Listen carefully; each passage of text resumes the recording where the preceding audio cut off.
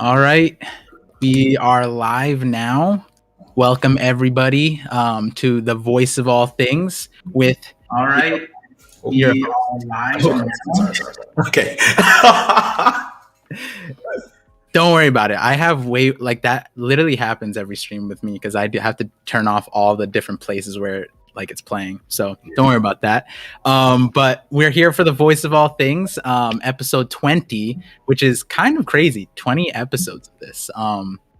So that also means 20 weeks of this too, which is also really kind of crazy when you think about it. And with me today is JD Legend. If you guys, most of you guys should know who he is because I talk about him all the time. But then also he was the host of this year's Reverie X, and he did a phenomenal job. Really, like, it was just beyond, like, going into it, I didn't even know what like Reverie was, but then when the way you handled it, managed it, and everything around it, it was just all around an unforgettable experience. So before everything, want to thank you for that, Jay.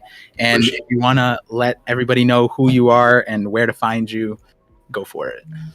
So one, appreciate that 100%. I was nervous the entire time, so definitely helps me feel comfortable that you had a good time, especially as a first time rookie in the Reverie. I've been in that position before, and it's a little jarring, but once you kind of get settled in, you just flow with it. But yeah, I'm JD Legend. If you guys haven't heard of me before, I'm mainly a live reactor. I do theories from time to time, and I do a lot of headcanon theories, a lot of memes, a lot of agendas. But for the most part, they're all just jokes, nothing too crazy. And yeah, I do Twitch streaming as well. So JD Legend, all that other stuff. And I love all kinds of anime outside of One Piece, but One Piece is the main content. And I'm happy to be here. Par, thanks for having me. And if you guys have any questions for me, feel free to donate and ask. Yes. Yeah, so thank you, Jay. We'll definitely, so I have a few things set up for us to talk about. Oh wow, okay. I don't know if I have talk to speech activated right now. That's kind of wild. Hold on, I have to just take it. So that I was telling you about that when I was setting it up. I was just like, oh no, I think I have like a bunch of things set up or new things set up. As you guys can tell, the stream just got like an overhaul to make it nicer because I couldn't bring. Jay has the bodega streams, and every time he comes onto my channel, some reason the bodega comes with him. And so I need to make sure that we cleaned up, we spruced it up before JD Legend comes on, because he's the streamer supreme. And you do, like, he says he's a streamer, but you need to stream way more often. You're right. I've been attacked multiple times by my mods and people in the chat, like, you do not stream half as much as you should. And I agree. I'm working on it. Yeah, let me just, okay, I'm just gonna close that off and I'll read the super chats. But yeah, like, and if you guys know, like, anytime Jay goes live on his stream, I'm always there. I'm always like, it's like an instant click. It's just always a great time. No matter what we're talking about or what he's talking about or what he's doing, whether it's like screaming on anything. Yeah, exactly. So I know the text to speech read it out. The super chats, I'm going to read them out. Also, chat, let me know if you guys, if Jay's audio is good. We're going to get through all the super chats, and towards the end of the stream, if the super chats are like conversational, I'll bring them in. Otherwise, we're going to talk, me and Jay will like go through them together towards the end of the stream around like 5 o'clock or in an hour. So thank you, that One Piece talk. They're a content creator, Jay. I think we talked about them during like the Reverie. They said Par looks like the leader of the X-Men. Shout out to JD, and thank you, gentlemen, for making the One Piece community better. Legends, much love from that One Piece talk boys. Hey, thank you. And then we have the Hidden Island, another One Piece creator. Thank you for being here, both of you, or all of you. JD Vision. Oh wow, I actually kind of like that. Par Legend. Yeah, it works. Not sure what to call this yet, but it's hype. Shout out to Jay for cooking as host this year. Appreciate you. Thank you. Yeah. Yeah, so hopefully, yeah. I heard about yesterday. Yesterday, everyone's YouTube streams went down. I've been luckily dodging all of like Twitch's issues and YouTube's issues, so we're good on that front. So one thing that I before I show you the surprise that I got, like not got you, but I made because of you, it's inspired by you. Okay. I do want to talk, like the other day we went through like your lore as like you started on Twitter, that kind of stuff, and that was a whole. Is the VOD still up for that? The VOD, yeah, it has to be, definitely. Okay, so after the stream, guys, highly recommend if you want to know where JD started. It's the latest VOD, right? Or is it the VOD? It should be the latest one. It's definitely the latest one. Oh, that was before the live reaction, wasn't it? The one after that. Okay, the one before 1061. Yeah. But yeah, okay. So then the other question I wanted to ask is, I don't think we ever talked about this, and you being the host of the Reverie, we didn't exactly get to talk one-on-one that much, and and all that jazz. But I'm curious, how did your One Piece journey start, and when did you like start reading and that kind of stuff? So my One Piece journey started with 4Kids. Same. When you watch One Piece, obviously I was into Dragon Ball Z at the time. That was my thing. And when you watch Dragon Ball Z, you watch 4Kids. So you're watching Sonic X, you're watching Yu-Gi-Oh, Card Captor Sakura.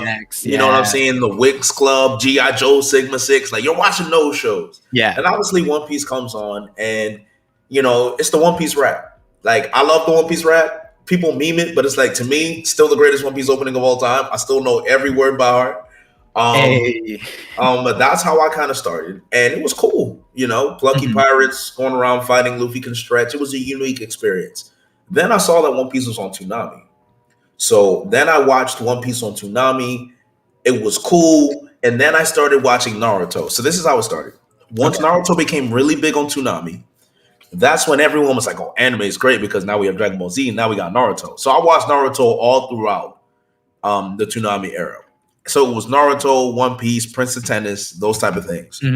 After a while, you watch Prince of Tennis? I watched Prince of Tennis. I started with Prince of Tennis on Toonami, and then I watched it all online on YouTube, right? Okay. Wait, did you know Prince of Tennis is still ongoing? Oh, yeah, I know. The high school thing, I stopped. I stopped at the high school thing, but I know it's still ongoing. Let me just tell you, the current season, because it's nostalgia. I checked out a few episodes. In the second episode, I can tell you, Prince of Tennis solos One Piece. Like, absolutely. There's a fodder dude who could just spawn black holes in the middle of the tennis court. Like, that's nuts. Like, with the tennis racket, bro. Like, Luffy ain't touching that. Suzuka killed the dinosaurs. Like, we saw it. Like, he ended the dinosaurs with a tennis ball. I was like, okay, this is different. So if you guys ever watch Prince of Tennis, if you want pure memes, please just watch Prince of Tennis. Yeah. So you were saying with the after Prince of Tennis. Yes. So that's Toonami kind of gets you into anime, and then I wanted to continue Naruto, so I was on Naruto Get. For those who watched Naruto back in the day, you remember Bleach Get, Naruto Get, and WatchOP.com. So I caught up with all the big three from those three sites, and I started watching One Piece. And One Piece was the one that stuck with me the most. So I got up to One Piece to a point where I think I was at Thriller Bark. And that's when it was still ongoing in the anime. So it stopped at Thriller Bark. And I picked up the manga from them. And one of the most vivid memories I have was Nightmare Luffy. I read Nightmare Luffy, and I'm like, all right, I'm going to catch up. So I caught up to One Piece during Marineford. So you can imagine my luck of catching up to One Piece during Marineford. And I see Ace die. Oh, God. And I'm just like, is that the episode you caught up on? No. So I caught up in the episode in Thriller Bark. I saw Ace die in the manga before I saw it in the anime. Got you. Yeah. So I'm like, all right, this is crazy.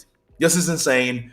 I was reading One Piece before the time skip. So I was a One Piece manga reader before the time skip. So I went through all of that journey, right? That was a perfect time to be a One Piece fan.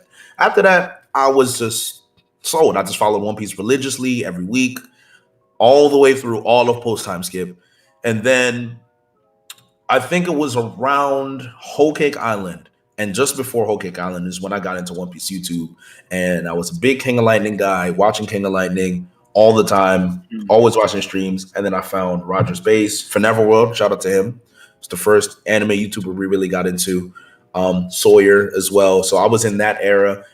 Then I saw Brago. I watched a bunch of Brago streams. And eventually I finally decided I moved out of my parents' house. It's time for me to make a YouTube. So I made the YouTube during just at the very beginning of Wano, basically. Like when we had first saw Jack versus Ashura Doji. Okay. That's when I started, right? Or no, Jack losing in Zoe. We didn't see Jack versus Gotcha. Ashura Doji. Yeah. And then that's kind of when I picked it up. And then, one thing led to another. And here I am now on a ParVision stream talking about my backstory. So yeah, that's really my One Piece journey to this point. Yeah, and then we skipped a little part about the Twitter part, but that's we'll get into that the story. Thing yes, we're definitely gonna get into that. But it's funny that you say like at the beginning of Wano, and it sounds so recent, but it wasn't recent at all. Like that was a long time ago. So like you said something like you moved out of your parents' place. What would have happened if you were just like shouting about like your reactions? They're pretty loud, like you scream. What would your parents have said if you were just like in your room just screaming about One Piece? They would have 100% told me to shut up and ask what I'm doing. 100% without a question. I probably wouldn't even be a YouTuber if I had not moved out of my parents' house. Got you. Wait, do you think they watch your Twitch sometimes? So I did not tell my parents I had a YouTube channel or Twitch channel until literally like a month ago. Oh, wow. Okay. How'd that go? Interesting. I come from a conservative Nigerian Christian family. So, not things like that. Don't you see, like even East Blue Drew, he's like, Africans don't play that. Do you see what I'm saying? So it's like, yeah. It's a little different for me, but I said, if I'm at this point now, when you're a lot of people are starting to recognize you and things like that, I should probably let them know like, hey, I'm kind of doing this on the side. Yeah. The reaction was interesting. My dad was like, oh, this is cool. Like, okay, and then my mom she's like, why are you not, you're really passionate about this, but why are you not passionate about the Bible and God? And I was like, all right. It's like one of those things. And like, how moms are. Like, that's really actually moms, so. Yeah. That's pretty similar to my family too. Like my parents don't really like, know what I'm doing. My mom thinks I'm a telemarketer or something. She's like, what is he talking about at like a random time? And then she's just like my brother, he kind of like knows everything, and he like he doesn't know about One Piece or anything, but he's like sub to my channel, checks when I post, and he's like trying to explain to my parents like what is happening with that. And my dad's just like, whatever. Because I still like work with like my family business, all that stuff. So it's like I'm still doing other regular things too. But my mom just like the same way is like, why can't you be more religious like this? Like, you know what I mean? And I definitely feel you on that one. I think it's a similar setup. That makes sense. Mom's gonna be moms, man. Yeah. That's definitely, because I always like hearing, how people got into One Piece, because it's always a different, unique story. Like when I started the channel, I heard someone caught up to One Piece, and they caught up on chapter 1044, and that's like I can't even imagine how that would be like, right? Like, yeah. And then like my wife, she's catching up now because she watched like a volume 1 podcast episode and like saw the reactions there, and then Film Red I'm going to watch it at Comic-Con, and so she wants to come with and watch. I was like, but you don't watch One Piece. And so I'm probably gonna be there. Okay, all right. So I'll probably see you there, and I know Randy's gonna be there. So okay, that might be, and Roger. So it might be a thing. Yeah, Roger's obligated to go. So, yes. So yeah. If you guys didn't know, and if you guys wanted to come to Comic-Con to see Film Red, because I don't know what the distributions is doing, but like they have it translated, they're just not releasing it in America for some.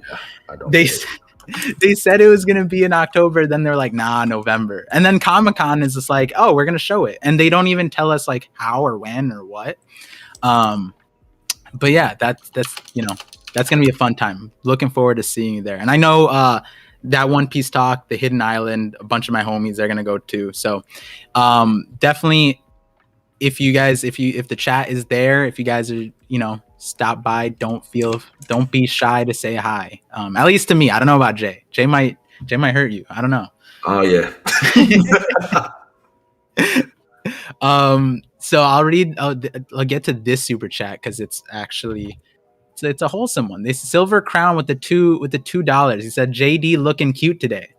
I don't know if you want to tell them why, but he is he's looking pretty snazzy right now. Appreciate that. Thank you.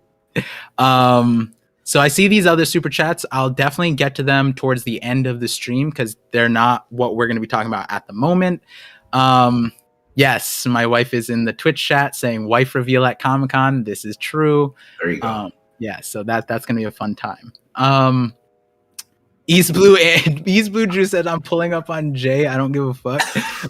Hey, I mean, that's on you. I'm not, liable for what comes out of that interaction.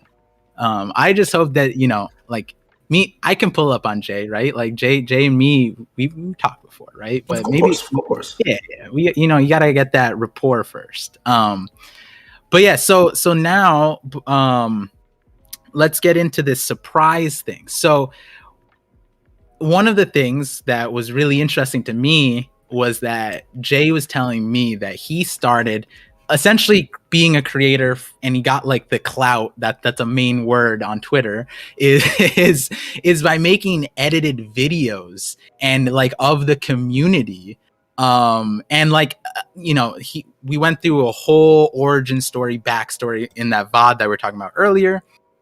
And what's really interesting about that was he said he was reformed now. And I'm like, wow, Jay seems so nice. Like, what do you mean? And then so he gave me the chat. Everybody, I was like, oh wow, this is Twitter. Whoo, Twitter is crazy. So you go check that out, and there was some videos, definitely some funny videos where he put up like clips of One Piece like scenes, and then he'd put creators like on top of them. And the funny part was that he was sponsored by Brago and Cole, King of Lightning, and it was just incredible to see. Like I forget, one of the ones was like Anel was just like destroying everybody, and then like one spear was Brago and one spear was That was great. So when I saw that, I was like, ooh, I wanna like spice things up. And so on the last day, I just made this thing together. I was trying to think like what I could do. So I'm gonna switch it to a viewer thing, and then Jay, if you want to check it live on the yeah, I'm on the stream. I see it. Yeah, on the ParVision Productions. Yeah, on the it should be live on the Discord thing. Yeah. So here I gotta fix your viewer thing on here. Okay. Give me 1 second to edit this out, guys. What is your guys' favorite mystery? How is this still? Hello? How is? Oh, it's because I swapped over. Okay, never mind. I figured it out. Yeah, let me just fix your camera on this side really quickly, and then we'll get into it. Let's see. And Jay, feel free if you see like a chat you want to respond to, feel free to tackle one of those if you want to. Oh, of course. And apparently they're saying there's a double audio when you change scenes. Yeah. Okay. Ooh. Okay. I see why. Okay.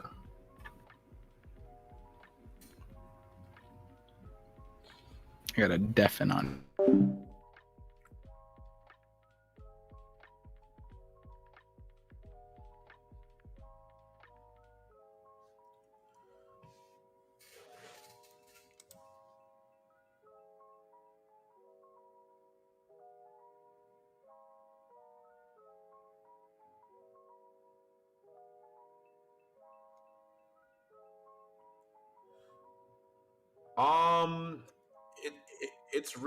It's definitely Blackbeard's role.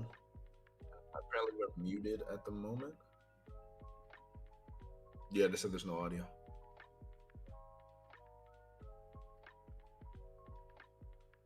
Yeah. Oh, they said my audio is fine, but you're muted now. All right, so technically this is my stream now. All right, so I'm running the stream.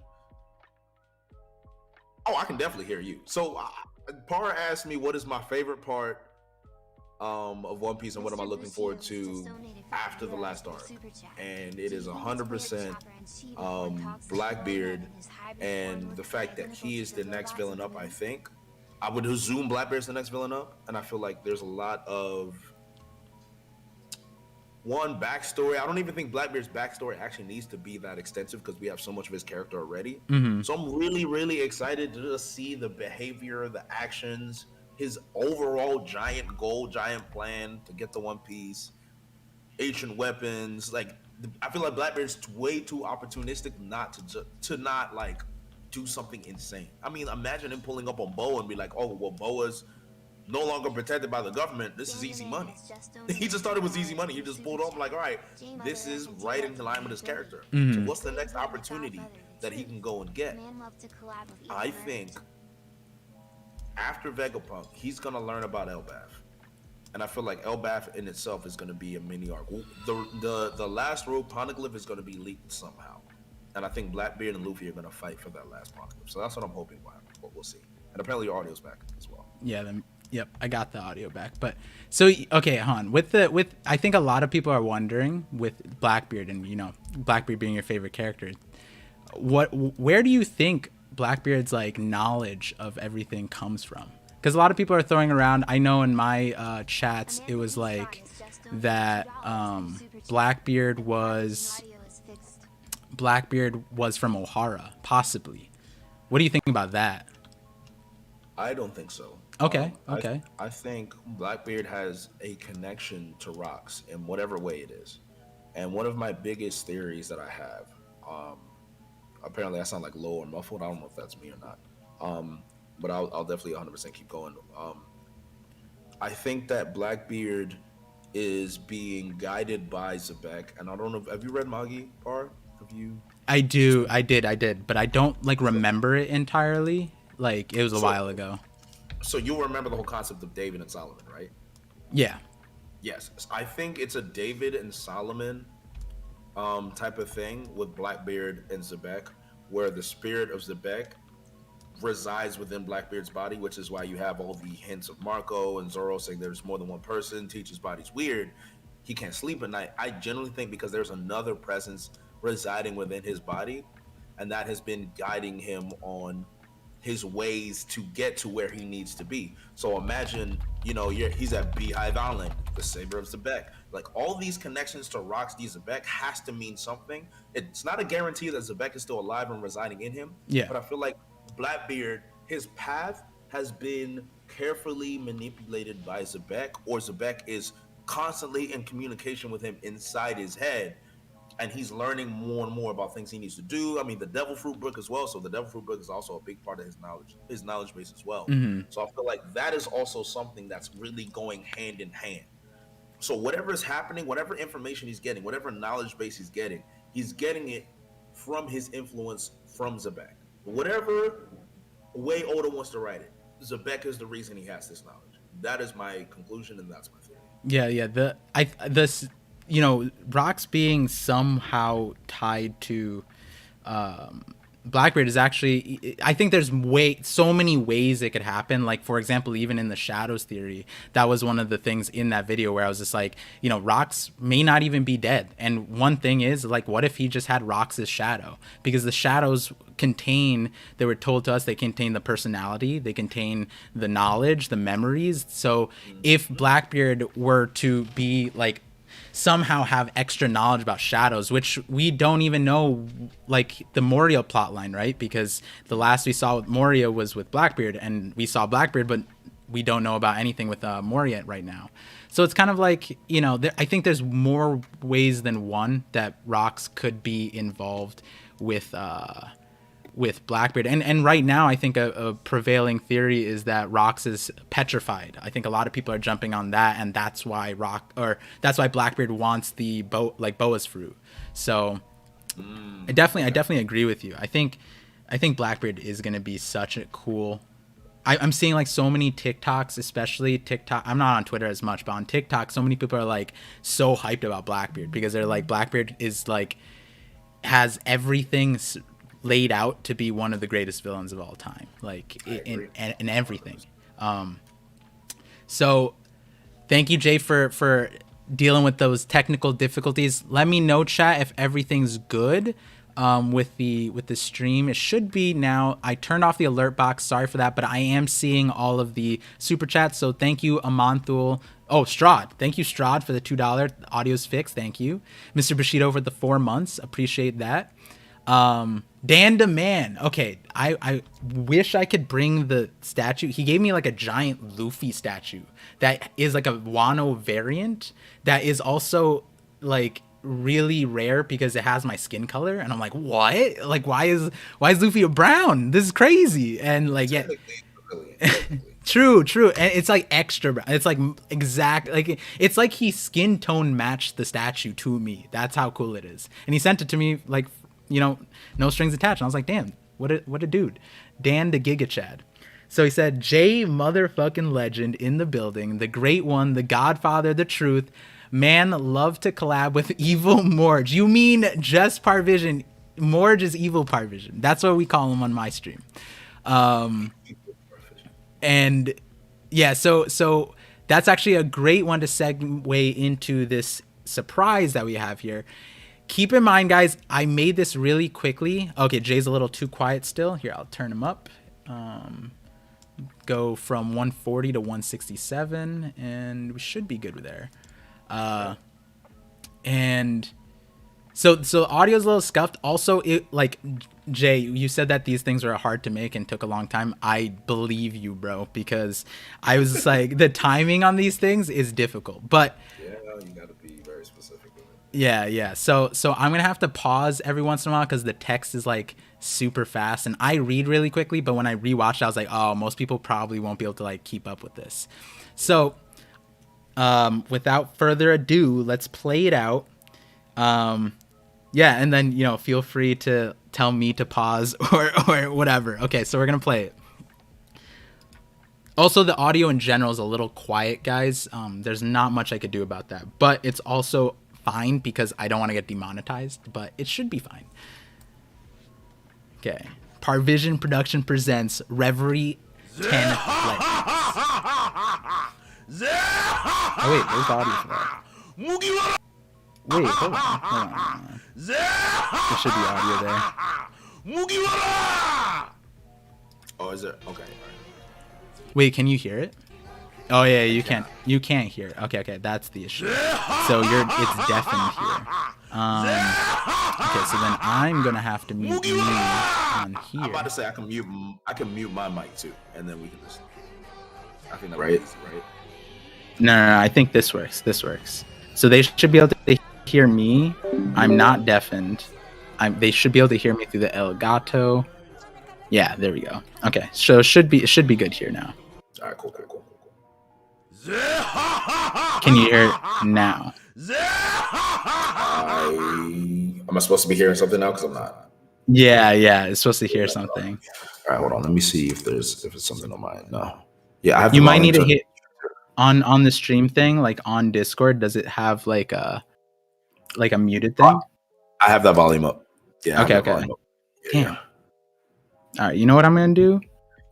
Here, give me 1 second. I was about to say, try and close the stream and start it up again, or you can send it to me and I can watch it in unison. All right, cool. So they hear it. That's the thing. It's like they hear it on the stream, but they can't. But I can't hear it. You're right, man. Every time I'm around, Bodega just infests. It's easy.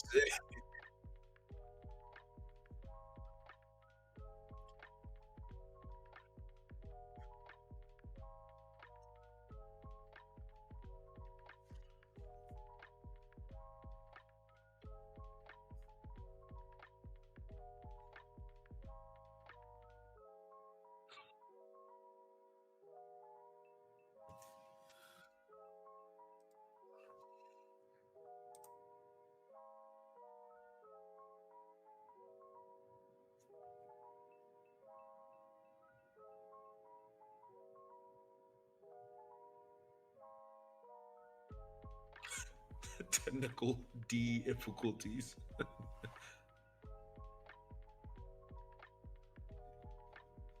And you send it to my main account, right?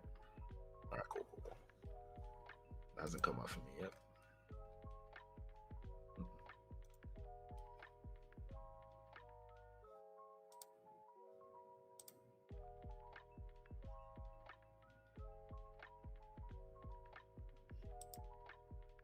And we can play. We'll do a countdown and then we'll play it. I still don't have it On my Should be like 2 seconds. Oh, okay. Here, let's do a super chat then. Mr. Bushido with the €5 super chat. He said, "Do you think it's weird Chopper in chibi form talks like an old man and his hybrid form looks identical to the robots in the moon?" Do you have any thoughts on that, Jay? I guess I'm normally, I have an agenda against Chopper, so I normally dismiss everything he does. So I cannot say I do not have thoughts on it. But I do. Him talking like an old man is something I did find funny. I can give you that at least. In terms of any, and it just came to me out perfect. Any expose on Chopper, unfortunately, I just have to say, don't ask me about Chopper, or I will upset you. I've made a pact now to not slander Chopper. You know, if you don't have anything nice to say, you don't say it at all. I have taken that vow. Don't ask me about Chopper, unfortunately, or I will just be toxic. Is it mainly because, you know, post time skip he became merch and L, that kind of thing, or you just don't like Chopper? Oh, I just tell people I'm a hater. That's it. There's no good justifiable reason to hate Chopper. You can be disappointed with his role. Yeah. But I'm a hater. That's it. I'm just genuinely a bona fide hater. There's no logic behind it. There's no reason. Hey, at least you're honest about it, right? I'm very honest about that. My hatred for Chopper. It's just very honest. You know, if people don't like it, I'd rather you just acknowledge my honesty and realize that, you know, I respect you for loving him, but you'll never get me to love him in any capacity. I can give him credit though if he does something nice. Yeah. I'm grown enough to do that. Had the video send over? Yeah, I'm just going through it now. Okay. All right, cool. All right, now I hear we're ready. What second am I on? Let's just start from the beginning. Okay. All right, so chat should be able to see it and hear it, and I'm deafened there, so it should be good. All right, I'll say 3, 2, 1, and we'll play. All right, cool. 3, 2, 1, play.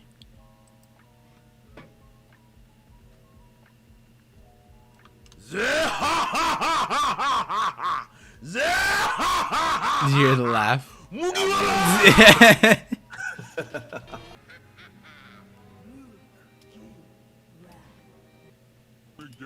Okay.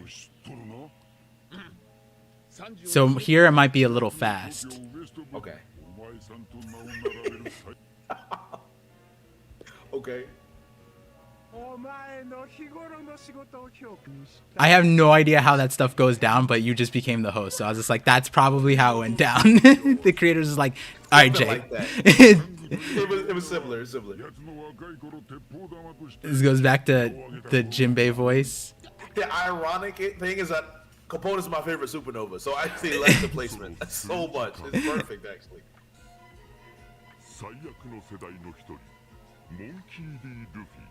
This is how it was like when I came onto your first stream. I was just like, oh God, is Jay gonna eat me up? So I'm gonna definitely tell you how to do this, how you can overcome like the gap. Yeah.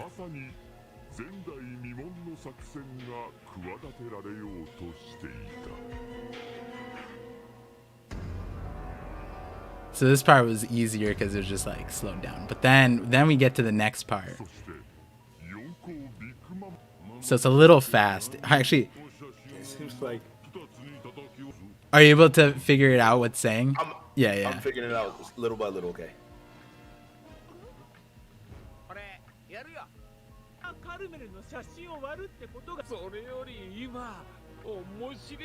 Okay.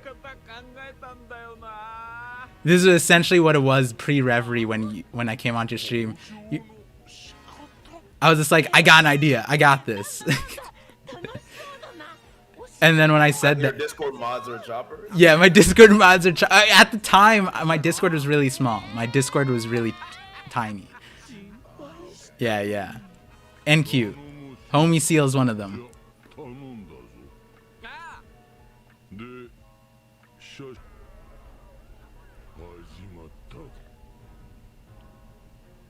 This is when the Reverie is on. Okay.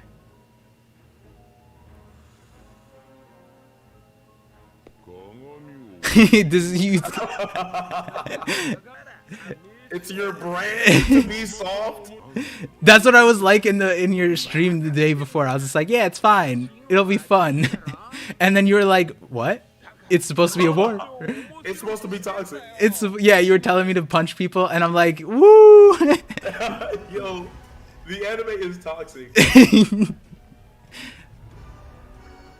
All the theorists me like, what? And then there's just me at the referee. Oh, the text messed up here, but that was supposed to be the creators, and then that's you. Man, okay. And everyone running to the comments, all the YouTube chat, calling me out, calling me evil Morge and shit like that. But so it was a little scuff, but you know, hopefully you know got the gist of it. I 100% got the gist of it. I like it a lot, and to add, so this is something I had to learn, right? Because as I kept making these, I got better and better at it. The best way to do this is there is a site that gives you you can either use Crunchyroll to take away the subtitles, or you can find and download the episodes that aren't sub. Oh, like that's so smart. And then what I do is I literally just pick where I want to start the caption. Whenever they're speaking Japanese, I pick where I want to start the caption so it's long enough to stay. Yeah. So if you watch my very later ones, like the Fiji one, remember the Fiji one? And the Vagabond? That is the best one I've done just because I figured out everything perfectly in that time. So if you notice, the text was like similar, but at the same time, you have enough time to read what it is he's saying and get the context. This is how you know you like, guys, go check out that VOD because we went through a bunch of them. We went through all of them. Yeah. So you can literally see the quality of the subtitling get better over time. This is so much fun to make because I was just like, oh damn, what scene do I get? Okay, Godfather, Beige, which one? And then this one just happened to work out. Like I made it work, I think, and you know, it's pretty nice, pretty nice.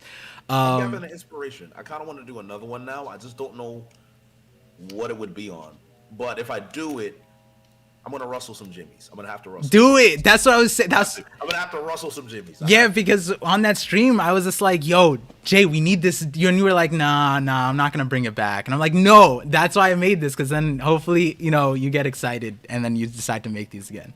Because like, because that, you know, like I think, you know, back then it was because like it was more toxic or whatever, but it could be brought back in a fun way, you know what I mean? And I think you said that you were like, oh, the community isn't the same as it was. I'm like, why not? We can make it the same. So I'll put it this way, you know, the One Piece community, and it was like COVID time, and this is when Gio was more of a very creative Twitter account, more than, you know, the One Piece bot that he has become, unfortunately. And I love Gio, but you know, I tell him this all the time. There used to be a One Piece edit community and a meme community, and there still is. After a One Piece chapter, you see like the funny memes and the edits. I don't think I ever showed you any of my Tom and Jerry edits. No, I made a lot of One Piece Tom and Jerry edits. Ooh, like very, very funny. Wait, you don't even. Wait, guys. Jay is the greatest theorist of all time. Then he predicted Gear 5. What? Literally, Oda's inspiration for Gear 5 was Tom and Jerry, and Tom and Jerry. Yo, what? See, that's what's so dope about this. You never know when there's like. That's how you know Jay's a real one, because he tapped into the real stuff. Everyone's like Luffy Tunes bullshit, and he's just like, nah, this is the real stuff here. Oh, you should have seen the edit I made when Zoro got put in the little cross pack when Sanji was carrying him. Yeah. Oh my god. It was like, because you know, in that time in the community, right, there was a huge beef going about ZKK, Sanji not doing anything, Sanji not being on the rooftop. Yeah. So when Zoro finally comes down, Sanji is carrying him in basically a cross blunt. It is just like, this is the one time the Zoro fans had no chance. They had no chance against us. I went in. I finished those Zoro stands. They died that day. I made the whole edit. It was different. I mean, oh my god. That's really. And if you guys, there's a little bit like an allusion to that. If you look at Jay's name on Twitter, he changed it to SP0, which is a reference to all that, and you'll get the reference if you watch that VOD. So, in general, all of this is to encourage Jay to do way more, because we need to bring back Jay Unleashed. I feel like, you know, as I watched you feel more reserved, except for your like your reactions and stuff. But then the rumors of Jay are like, whoa, like, you know, like, and then I come on and you're like, I'm a reformed Twitter like asshole, and I'm like, what the fuck? Like, I need this shit back. You know what I mean? In a wholesome way, but you could still be an asshole in a wholesome way. I mean, look at Morch. I'm just joking, but like, but yeah. So I'm glad it was perfect timing that you had that stream to revive this, because that's like. It was so exciting. I think when I like looked at your chat, everyone was so hyped to revisit that J2, and like that's the cool part. One day when One Piece is over, we're all gonna go back to these relics and be like, God damn, this is crazy. Yeah. So I agree. I'll put it this way: like when I was making them, it's like there was such a creative spark in me. Yeah. Where I'm thinking of what One Piece scene would make this work. Mm-hmm. And then you find that you can rehash some of the most emotional One Piece scenes and make them the funniest things you've ever seen. Like, Yeah. I'll say that Garp scene with Dadan, that whole scene never fails to make me cry. This is a question I do want to ask you about, like One Piece moments that make you cry. But like, there's nothing that breaks my heart more than Dadan just being so upset with Garp, because you remember how Dadan took care of Ace, Sabo, and Luffy. And to see how much she loved those three, to slander Garp and be like, how could you watch them die? Yeah. How could you? I'm like, I cannot take this. I cry every time. I see it, because it's like, I think Dadan is one of the most underestimated characters that Oda's ever written, personally, because you don't really see a lot of expose with it. But it's like, we all have an issue with Garp doing that. Yeah. Right? We all have an issue with Garp not stepping up, but you understand, right? Because you see Garp crying when Ace was on the scaffold. And that moment, again, that's another moment that makes me cry. But just to see Dadan be the real mother of those three. If we're going to be honest, like, Dadan is the mom of Luffy, Sabo, and Ace.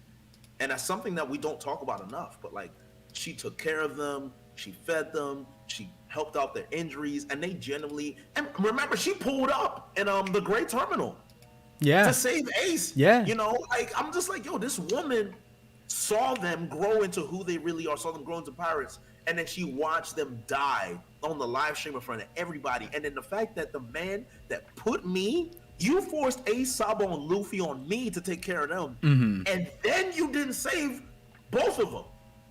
I was like, yeah. Yeah. No, And that's 100%. Like that. I think that scene already got me sad, but then when Dadan said those real ass words like, yo, you're not even upset, Luffy's upset, I was like, Luffy's fuck. Upset. I was like, even Makino started crying. Yeah. I started crying. I'm like, damn it. Yeah, it was the waterfalls, bro. I don't know if you're back on the Discord thing, but recently I found out this is the early design of Dadan. On the left side, did you know about that? She is so pretty. Look at her. Yeah. What did Oda do to her? How does Oda do this, bro? Like, look at Prime Big Mom. Prime Big Mom is a knockout, man. Yeah. This came out because, last chapter was last chapter, and I did a pant check to every creator that was looking at 1061, but then I was just, with the person who showed it to me, I was like, bro, what was your search history like for Dadan to find this image of? But that aside, like you asked me, or you said like what scenes made me cry. I think the Mary one makes me cry, or it made me cry when it happened, but that's like an easy one. I think the one that I don't share as much, and like my chat knows Roger's backstory. When we found out he had, or actually it's kind of like we went through a what's it called? Like at Sabodi, we found out he had like terminal illness or whatever, and like that illness thing, and some of my viewers know, like after I had like a significant diagnosis myself, and so revisiting Roger's story after the fact, like I remember thinking about that while I got, like, right after I got the diagnosis. I was like, it's like one of those things where I was just like, it's fine, you know what I mean, and we can manage, or that kind of thing. But the Sanji, I think the one that like truly does get to me, and I tear up like even thinking about it. That's why I have an hour 30-minute long Sanji video, is Sanji's backstory. When we got that, it's like it mirrors like my childhood, and I'm just like, Oh, really? fuck yeah. Like I had no idea that was gonna be Sanji's backstory, and I'm like, Oda, you fucking menace, bro. Why would you do this shit? And like there's like small details in that Sanji video where people can like understand what I'm saying. I didn't want to like make it too personal, but it's there. Yeah, no, I'm feeling, man. I'm actually feeling. I was like, man, there's a lot. And Par's got a real backstory, man. Like a real heavy. I can tell. Bro. Yeah, like Reiju would be like my brother, and then like everything else is just like matching up. Obviously, fiction aside, like there's the fictional aspect of the backstory. You tone it down a little bit, make it realistic, and then add Reiju as like my being my brother, and then it's like, goddamn, yeah. So that's real. That's really. I feel that, man. I genuinely feel emotional hearing that. Like that's real. Damn, man. So it's just that I that was one of those things where it's like people were upset about Sanji's back. I didn't know people were upset about Sanji, like getting it and all that stuff. And I was like, I came into the community, I'm like, oh shit, wait, this story is my backstory. Like, personal, yeah, this is a real as fuck backstory. It's like Oda just like, I think it's stereotypical in a lot of minority upbringing, especially in a lot of different nuances, and that's why Sanji's backstory is so good, because it's so relatable for so many different reasons. And I just wasn't expecting Oda to just like write an autobiography of me, and I'm just like, fuck, bro, like that's fucking like, can we chill here? Can we chill a little bit? Like I forget how many, because I was anime only, I forget how many episodes it was, but I was just like, I'm pretty sure at the time I was just like, I'm not gonna watch this next episode. I'm gonna wait. You're just like, I can't do it anymore. Like I'm breaking. Yeah, this is a personal attack right now. I think I remember pausing and just wait. That was a time where I paused and I just watched it all the way through, and I was like, let me just set out a date and then I'll watch it. So that's a lot to take in, man. Yeah. So and there's a lot of emotional scenes, especially that I think everybody has their own unique scene that they connect to. I mean, when Wano gets finished, there's gonna be a lot of them, I feel like, because we didn't get the emotional aspect as much in the manga because there was just so many things going on. But we already see with like Kiku's scene was just like with like Kanjuro early on, that I was like, what the hell, where did these emotions even come from? And that was a scene. And then episode 10-15 where like Luffy walks up to the scabbards and then they just flash into them all dying. I'm like, oh my goodness, bro. Like so hopefully, I mean, that's why One Piece is so awesome, right? Like there's so many different connections. Yeah. I would say one, and actually this was a question I had because I heard Morge disrespect Law's backstory, right? I'm saying that he doesn't think it's like the sad. I think Law's story is the saddest backstory in One Piece. The Law of Robins for me. Mm-hmm. A lot of people say Brooks, and I get that, right? Because the Rumba parts are crazy. Mm-hmm. Watching everyone's fall, while you're playing, that's like crazy. But like, I think Law, what he went through in the fact that one day everything is normal, and then because of some unknown disease, everybody, your whole family, your life, your livelihood wiped out before your very eyes. The fact that you were in charge of protecting your sister just to see her murdered, and a closet full of children, the whole nun that was supposed to be protecting you wiped out before your very eyes. You're already empty. Yeah. Right. And then you have this terminal disease, right? And we're going back to, the ailment and everything. Like you have this diagnosis and you're destined to die no matter what. Law's gone. Period. Yeah. Then you meet Corazon and he's doing everything in his power to find a cure for you. And to hear and to think like he doesn't really care, right? Like he's still kind of like rough around the edges, but Corazon does care. He took him away and everything like that. And that scene where Corazon thinks Law's sleeping, and you hear Corazon crying for Law, bro. I'm like, wow.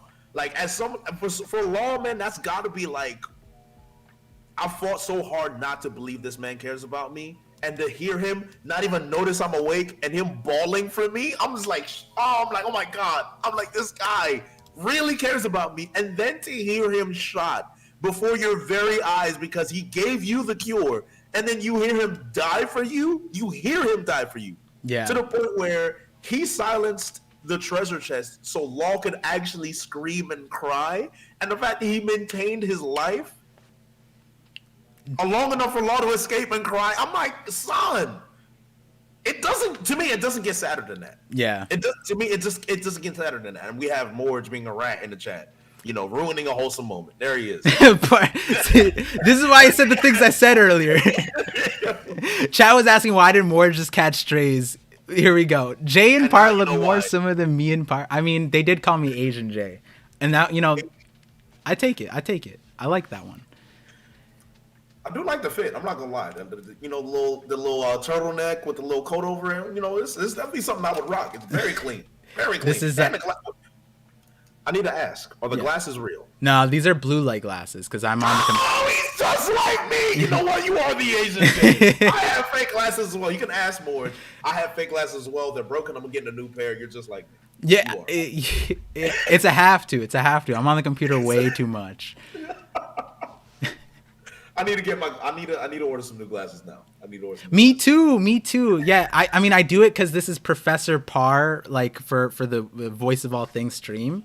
But this stream is a little bit different because I have you on and we're talking about so many different things. We went through like backstory and now the emotional stuff. And I like just touching back on that real quick. I think that's one. I think when it comes to complimenting Oda, I think this is something people can't deny, is that he knows how his audience reacts. And I know that because whenever we see reactions, it's like people have seen it on live reactions. I literally go through every different phase of reactions that Oda lists out, from like the craziness to the tears or whatever it is. Like, he really knows his audience and like amplifies that. And so like you were saying, like the Makino scene after the Dadan thing, if you weren't already crying, there you go, Makino's breaking into tears for you to push you over the edge. Right, that's the one that pushes you over the edge. Yeah, because she was trying to stop Dadan,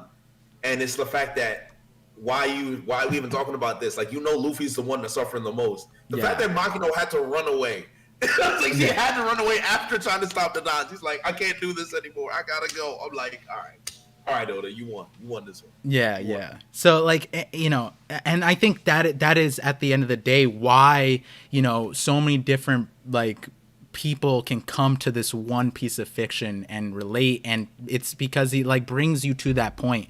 And I think regardless of how like Wano is taken, or in general, I think that is something that has stayed consistent. Those emotional moments do have that payoff, and if it's not right now in the manga, there are some things that feels like we could have had more, and I think we're relying on the anime because the anime is killing it in that regard. So that's all.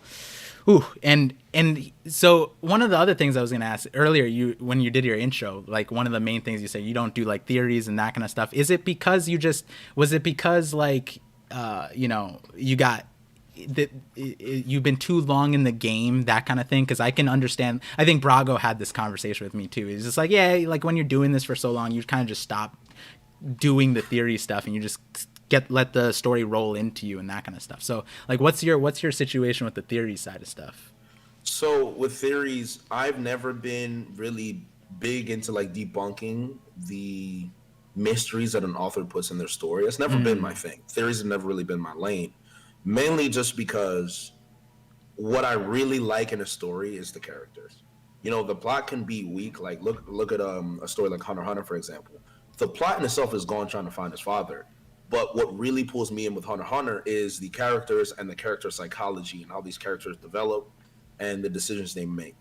And with One Piece, it's very similar, where I'll have theories based on things I would love to happen, but I don't do research. I don't look for it. I don't reread the chapters to figure out whether this theory makes sense or not. I kind of just follow. When I make a theory, it's more about things that I've noticed over time. Like the Blackbeard theory is the only real solid theory I've ever had on my own. Yeah. Outside of that, any other theory is something I've heard from someone else that I kind of put my own little spin on it, or, it's just something that everyone has kind of thought of. Right, so it's never been my main interest, and it's more in a sense of, as a YouTuber and a content creator, you stick with your strengths. Yeah. Theories aren't my strengths. Character analysis and understanding characters, that's where I really, really enjoy it. But in order to do things like character analysis in this One Piece community, you have to present it in a way that's very scripted and rehearsed. Mm-hmm. And that's not something that it's something I can do and I've done, but it's not the best type of content I can put out because my content is more, reactionary, in the moment, more about the commentary, my immediate thoughts. That's kind of like what I go for. Yeah. So that's the difference. That's the difference. But when it comes to like character psychology, I can sit here and talk all day about any character, and you say, why do you think so and so did this? Like, for example, one of my favorite topics, Garp. Why did Garp not try to save Ace? Or Fisher Tiger. Why did he deny the blood from the human? Why did he choose to die? Ace, why did he turn back to Akainu when he slandered Whitebeard? A huge topic that people fight about. There's little things like that. And this is why, and just to go into just a little bit deeper, this is why I was so interested in Kaido at the time. Because I'm sure you saw this when Oda was writing Kaido. But Oda purposely gave us little hints about Kaido's character that you felt like, okay, there's more. Right. There's more to this. And he gives you this little expose of his character, like him being sad about Luffy losing, him expecting more of Luffy, and then all of a sudden he's disappointed. His topic about there's honor in death, his speech with allegedly killing Kinemon, his talk about Momo being a disgrace to Odin, like these little intricacies that you have with Kaido, you keep thinking this guy probably has a really deep philosophy or a backstory that alludes to all of these little hints that Oda is putting out. And those are the things that capture my interest within the story. So when it comes to creating content, when it comes to theories, I'm more about theorizing the backstory and the personality and the struggles of somebody rather than the actual plot itself. Right. No, I asked that because I think it is like, in general, when it comes to fiction, especially, like people end up in different genres for that reason. People like reading a story for different reasons. They focus for different things. But here we are with One Piece. It's like I do like seeing or thinking about what's coming next and like rethinking scenes over and over again. But I also like what you said is like it makes sense to me, right? And I think that like especially when it comes to community, it's like we put a blanket over like all the content creators a lot of the times, but it's like all the content creators have a different forte, a different focus, a different like thing that they like, and I like talking to everybody who has a different perspective about those things. And so in that regard, we did talk a little bit about Blackbeard earlier. I was wondering, did you get a chance to see some of the videos that we were talking about, like the Amatsuki one or the Godfather Shanks one, or any of those? So I got into about 20 minutes of the Godfather Shanks one, but I wasn't able to finish that. Okay. We can talk about that one because one, you're alluding to Shanks and the underworld, but you're not talking about the legitimate underworld. You're talking about something else. And you were getting there, but you were still building up the story. So if you want to take it from there, we can do that. Do you remember what the last thing was?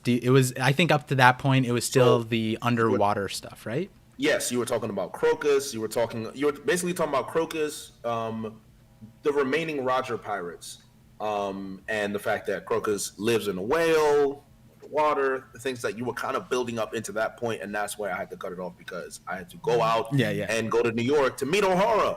So that was a whole other thing as well. So that was pretty good. Oh, Mr. We don't have to talk about the details of that, but that was some funny details that we were all, the Gulag comment. Yes. I tried to make him eat the pizza, and we didn't eat pizza. We ended up having a burger instead. Got you. Hold your pizza, please, if you eat it. Yeah. No utensils here. No utensils. But so I think let me think about some of these theories that, because like the focus that you have, I would say the Shanks one is a good one. So considering you like Blackbeard, how do you feel about Shanks and his role in the future of this story? Do you, like I think good Shanks, bad Shanks, morally gray Shanks, like where are you at with that? So ironically, I told you I'm not a theorist, right? Yeah. The only theories that I've ever created is around Shanks and Blackbeard. Yeah. I have my Blackbeard theory, but I also have my Shanks theory. My theory about Shanks, anyone that's interested, if you go into my channel, I have a series of Shanks videos called the Shanks Files, right? I generally believe that Shanks' role in this story is a balancing act. I think Shanks knows just about everything that's going on. And I think his role in the story is whenever there's a big event that's going to basically tip the balance in one side or the other, he's there to stop it. Yeah. Whether it's, the gum gum fruit, for example, that being, the model Nika fruit, Joy Boy, that's a big deal. Shanks having possession of that, not a coincidence. The fact that Shanks did not go to Raptail, but he could easily get that information from Rayleigh or from anybody else, something that's interesting. Shanks going up to the Gorosei. This is something you brought up in your video. Only people who have really, really high ranking Marines like fleet admirals or admirals have the access to do that. Or a king who's one of the 20 founding families. Mm-hmm. He was able to get an audience with the Gorosei. So I don't even think regular kings get that audience. The fact that Shanks can casually walk in there in a hoodie means that there's something that he has, something that he knows that the Gorosei respect so highly, they don't even view him as a threat. They're saying, all right, Shanks, what do you want to say? The fact that Shanks pulled up in Marineford when things were about to tip over the edge, he was there to stop it. The fact that Kaido was about to pull up to Marineford to tip the scales of the pirates, basically the pirates would have won Marineford if Kaido pulled up. Right. Whether Kaido would have fought Whitebeard or not, it would have been bad for everybody. Yeah. Shanks intervened then. It seems that Shanks always intervenes at a very opportune time to stop things from being too unbalanced. Blackbeard pulls up to Marineford, Shanks is there to stop whatever the hell he's doing. Mm-hmm. I think Shanks is ultimately a neutral party, but he's paying attention to the world, and I also think he's holding the last world poneglyph for very specific reasons as well. That's another thing I'm thinking about. Elbaf, all that other stuff. Shanks is a balancing agent. He's all about balance. I think Shanks knows where the One Piece is. I think he knows where the fourth world poneglyph is. I think he knows about the Nika fruit. I think Shanks just knows everything, and he's just been waiting for the opportune time for something to happen, whether it's a prophecy, whether there is something that he needs to do in itself that only he can do. I think Shanks is going to play that role. Gotcha. I think he's a balancing agent. So I highly recommend the last part of that video because I agree with you. I agree with you 100%. I'll throw out some teasers and maybe you can watch the last part on stream or something, because now I'm excited to see your reactions to the things I'm saying, because it's all about so two things with the thing. It's like, one, we don't have information on Shanks. That video was made prior to 1055 Shanks showing up in Wano. I had no idea. Okay. Yeah, so it was like I had that video from like January, but like I just didn't have enough time to sit down and make like a 55-minute video, and like I was getting to it. Film Red was like coming closer and closer, so I made it, came out. It premiered right after 1055, and the what I would say is, I mean, if you're a Blackbeard fan, you probably, will like this video too, because what I'm kind of getting at is like, because we don't have a lot to go off of for Shanks, we kind of have to use process of elimination when it comes to Shanks. Or not, you don't have to, but that's the method I used towards the second half of that video. And would you say that Shanks would, he would take on tasks that, if it were the sake of balance, even if they were evil, even if they were bad, he would do it? If it were the sake of balance, you know what I mean? Yes. Okay. Yes, I do. Okay. Yes, I do. And like I think it's like there's some things that only Shanks can do, and if he let go of the helm of certain tasks, then it would be a worse off situation. Meaning, if other people were taking care of what he was doing, then the world would be worse off. So Shanks, seeing that, he takes that role instead. Would you say that that's like an accurate way to portray Shanks? Repeat that again so I understand it completely. So like, I'm trying to think of like an analogy here. It's hard to say it because I'm trying to tease it. So you like, because now I'm thinking, so I don't get swole. Yeah. Because now I'm thinking about it because you love, like, I mean, your reactions are awesome, and I was like, oh wait, hold on. If he reacts to the second half of this thing, it'd be kind of cool. It'd be kind of cool for people to see. So we'll swap topics soon. So and we'll get to the chat in a little bit. But the last things I would say would just be that, yeah, like if there were a certain industry, right? If there were a certain industry that in the underworld that were being held by Shanks, and let's say someone of the likes of Doflamingo were in the driver's seat of that industry, I think it would be fair to say that most of the people would be more evil than Shanks. Shanks would only do the bare minimum so that nobody else can take control of that, and then he would be able to do the bare minimum so things wouldn't be worse off. And so does that make sense to you? Right? It Like, does. yeah. Like there's definitely more evil people in the underworld that, like, if Shanks weren't running these things, then it would be problematic. I'm trying to think of another way, like, to bring this out so it doesn't spoil, because now I'm super excited because I want to be in this stream if you ever get a chance to do that. You know what, if in the chat, if anyone actually, maybe it's best if you don't look at the chat, because then people are gonna go nuts on that. But here, before we get to the chat and the stream, and the super chats, one thing I wanted to ask you in regards to Blackbeard is, I've been working on this idea. I have several videos now, and there was a video I mentioned you in, actually, at the very end. It was like the thank you for the Reverie thing, but the entire thing was, I don't know if you saw, like, Brago's video. A bunch of people shouted her out. Volume 1 podcast, it was Megan. She put out a theory that Luffy's dream is that Luffy wants everyone to become pirates or be pirates. And then I also, with another creator, Sai, he told me that his idea was that he wanted everybody to be friends, mainly the Marines and pirates to be friends. And then there's like this forced division between them, right? And that whole video is a reflection too on Luffy's childhood and if it makes sense. And my idea was more so that I think that Luffy, if you combine the ideas, if you combine a lot of the synthesis in that video, is that Luffy would want people to love pirates, love being pirates, which is something that growing up he was taught to hate pirates. Garp said pirates are scum and all this stuff, and every island he lands on, pirates are feared or hated, and there's plenty of good reason why they should be. But Luffy is gone through every island showing that, like, hey, like, pirates are cool, like, you know, we could be good people too, but I'm not going to tell you to love me. You're just going to have to figure that out on your own. Whether I'm a friend or foe, like on Fishman Island, that's up for you to decide, right? Rather than the Navy telling, like, everyone that they're the side of justice, they're the good people, you should love the Marines, you should be a Marine, or that kind of stuff.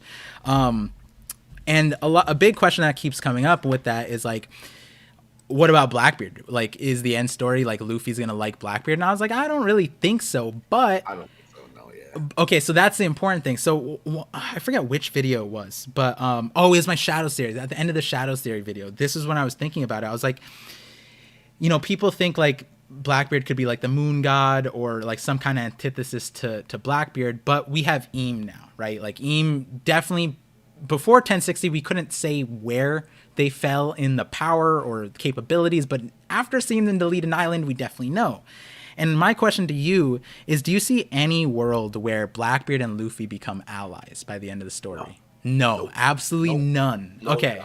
No, zero. Okay, so the reason why I asked that is because I was thinking about it like this. I was like, well, like, we saw like Rox and Roger, right? Rox and Roger were opposites, right? Roger had to like dethrone Rox's journey towards becoming the king of the world or whatever he wanted to do.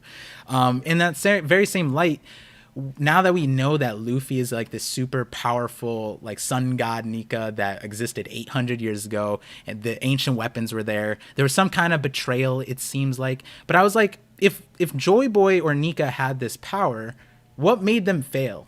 And I was like, maybe it was that they didn't get their respective Blackbeard or respective Rox on their side. And if you put that into like a synthesis, how does Luffy now succeed where the original Joy Boy didn't? And I was like, maybe it's by not befriending, but bringing over Blackbeard as an ally, which is one of the notes that Mihawk said, that regardless of who they are, where they're from, we see that in Marineford, it like Crocodile, Buggy, Jimbei, the Whitebeard pirates, everybody. Mihawk noted, it's like, it doesn't matter. This is the most formidable power, the ability to make people help you, regardless of their intentions. And I think that the most powerful person to display that is if he somehow got Blackbeard to help him out as well. And I know, like, in reflection, it makes no sense, but I'm like, going forward, it could, like, the end story, it could make sense. You know what I mean? And I'm wondering, like, it definitely could. Yeah. It definitely could. Would you like that? if you can see it, that's one thing. If you want it, that's I a can separate see it. Would I like it? I cannot say I would. I cannot say I would. I don't know if I would dislike it, but I cannot say whether I'd like it or not. Okay. I think that's something that it depends on how it's done. How it's done, yeah. Mainly just because I'm so invested in Blackbeard's villainy. Yeah. Because Blackbeard's villainy isn't really villainy when you take into the fact that he's a pirate and he's doing things pirates are notorious. And the definition of a pirate is everything Blackbeard does. Right. Luffy's definition of a pirate is Oda's definition of a pirate. That's not a real definition. Oh, Luffy, as a pirate, your role is to sail the seas, be free as you want, and take what you want. Piracy is taking things that you don't have the right to take, but you do it anyway. Think about the fact that we follow scans. Scans in itself is a form of piracy. Why? Because we don't have the right to take the official, but they do it anyway. Are you saying they find ways around it? We're all Blackbeard pirates then? We're all pirates. Yes, we're pirates. We're pirates. We are. So, like, for me, it just goes.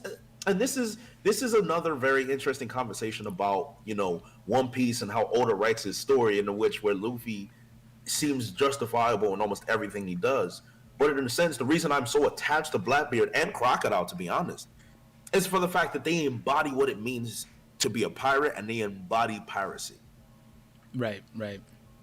So that's why I can't really say I'd be happy if Blackbeard became an ally, but if they became an ally against a common enemy, yeah, Blackbeard being an opportunist, it makes sense. That's why I say it depends on how it's used. I don't want Luffy to talk no jutsu Blackbeard. I want Blackbeard to realize, like, yo, I don't like this guy. You don't like him either, and he has something I want, so we're just gonna work together. Right, right. And that's right in Blackbeard's character. And that's a major thing. When I put out that video, like, people are like, oh, so Luffy's gonna talk no jutsu at, like, the end game. And I'm like, Luffy has never talked no jutsu to anybody. That's the main point about Luffy, is that Luffy made everyone his allies by not trying to convince them. He showed them like, his way is the way, right? Like, and or if it's not the way, they can benefit by following him, or one way or another. It's like, by being the pure innocent, you know, one directional character that has, like, the willpower to overcome everything. That's what people ultimately follow. It's not Luffy. Luffy isn't talking to Crocodile Buggy. He's like, hey man, I really want to save my brother. He used to scream, I'm king of the pirates. My brother's dying. I'm going here, and we're fighting. And then they're like, you know what? He's our best chance at, like, surviving this situation, so we're gonna follow him. And yeah, that's situational, but you can also see how that ends up by the end of their arcs together, bringing them a little bit closer together, having a little bit more respect for each other. We see that with Katakuri's fight, right? Like, by the start of the fight, Katakuri was out there slandering, disrespecting Luffy, but through their long fight, and I say that because I was an anime watcher during that fight, at the very end of it, there was mutual respect. And I think that's where it comes from. It's not like you can respect each other. You can respect where people come from. You don't have to agree with everything. And I think that's kind of where it comes from, where there's like no respect from the Navy side. There's no respect from a lot of things. I think there's no respect going around, and that's kind of what needs to happen, right? Gaining respect, and then, you know, and realizing that people aren't born evil also. Like, that's kind of the other part, where, like, we were talking about Ace's backstory, and, like, all the characterizations coming from Ace, because it's like, he wasn't an evil dude, but he was demonized from birth, just from association, and they committed a genocide to smother him out. And it's like, yeah, I mean, if I found out about that was my bad, I would be pretty salty. You know what I mean? I'd be pretty upset. I wouldn't want to be a Marine. And that's exactly his story, right? Like, he told that to Garp. It's like, yeah, like, you know, the Marines would never accept me, but Whitebeard would, other pirates would, like, you know what I mean? And it's like, you naturally go to where you're accepted. And that's the problem, where it's like, if the world isn't accepting of you, then why would you participate with the world? You're going to become, you know, that's that. I think those lines transcend the story too. That's a real world thing as well. That's fair.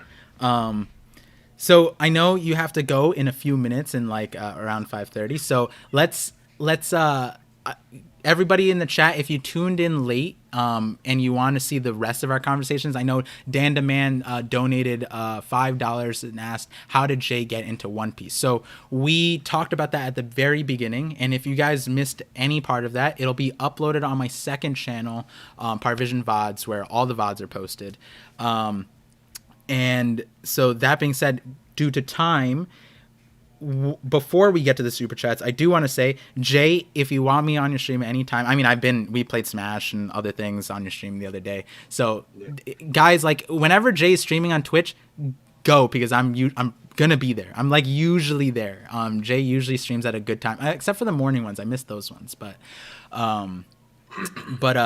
yeah. And then Jay, if I definitely want to continue this conversation at a different day, another time. So let me know and we'll talk later. I just wanted to get that out there as well, because like the conversations that you brought out, like to me, they're also a breath of fresh air, because like we're talking about theorists and theories and like what's left in the future, and I'm like, I also care about the past. I want to do like a lot of like analytical stuff like that, and you brought up a lot of great points about those moments in One Piece. And one, I do appreciate you said that, because if there's one thing that I'll be very honest, and people do know this about me, like recent One Piece I've not been very passionate and excited about talking about recent One Piece. Mm-hmm. But whenever we talk about One Piece in the past and themes and discussions that people have had, I feel like there's so many things that have been missed in One Piece that we don't discuss about. And one of my biggest, this is very close to home to me. One of my biggest pushes that I want the community to understand is Fishman Island. Because Fishman Island is a story that was hated, and I understand why. Because Horty Jones, Vanderdeck, we don't like them; they're trash. That's fine. We can agree. I think everybody agrees. You can be the biggest One Piece fan in the world. You can agree Vanderdeck was garbage and Horty was questionable, at least, right? But the theme of Fishman Island itself and how it connects, and you were talking about how personal the Sanji backstory is for you. As a minority, I know you can understand this. Mm-hmm. As a minority, the way Oda wrote, it's not the right word, the way Oda wrote Fishman Island is very, very, very intricate, and there's a lot of missed themes, and there's a lot of missed characterization. It's very real. It's real. Extremely real. Yes. Because when you look into Arlong's character, I think Arlong is the most interesting character. Horty too, in my opinion. Horty is Arlong light. It's just that the actions that Horty took afterwards, you didn't really agree with how he ended up, but you understand why he ended up that way. Exactly. With Arlong, there was a nobility to his villainy. And that's what's important, because I will never forget watching Arlong Park after Fishman Island, going back. If you notice, Arlong loved Fishman. He loved Fishman with everything he had. He's like, even the fodder. And what really speaks out to me is when the fodder was hurt, Arlong was fierce. Like, who put your hands on the Fishman? Right. Who did that? Yeah. Who put your hands on my brother? Horty was trying to destroy Fishman Island. Arlong was like, I'm gonna let the entire world know that we are better than everybody. Yeah. And then you see where it came from, and you see how Fisher Tiger. Remember, Arlong he wanted to kill Koala. Fisher Tiger kept Koala alive. The fact that Arlong watched Fisher Tiger die because he decided to help a human, and then you watch him refuse the blood of a human, Arlong's whole philosophy was born right then and there. Right. And then you go back to Arlong Park, and you take all that challenge, all that knowledge. You see his fight with Jinbei, and how they're two contrasts of the same struggle of a minority, where you can either choose to hate your oppressor, or you can choose to try and change your oppressor from the inside. There's always those two paths. And, when you're in the Black community, when you're in the minority community, you see that so much, and you argue with so many people about the same thing. It's too personal. Yeah. And I've had people walk up to me that have met me before, that watched my videos before in person, and be like, yo, Jay, your Fishman Island video really struck a chord with me. These are African-American people.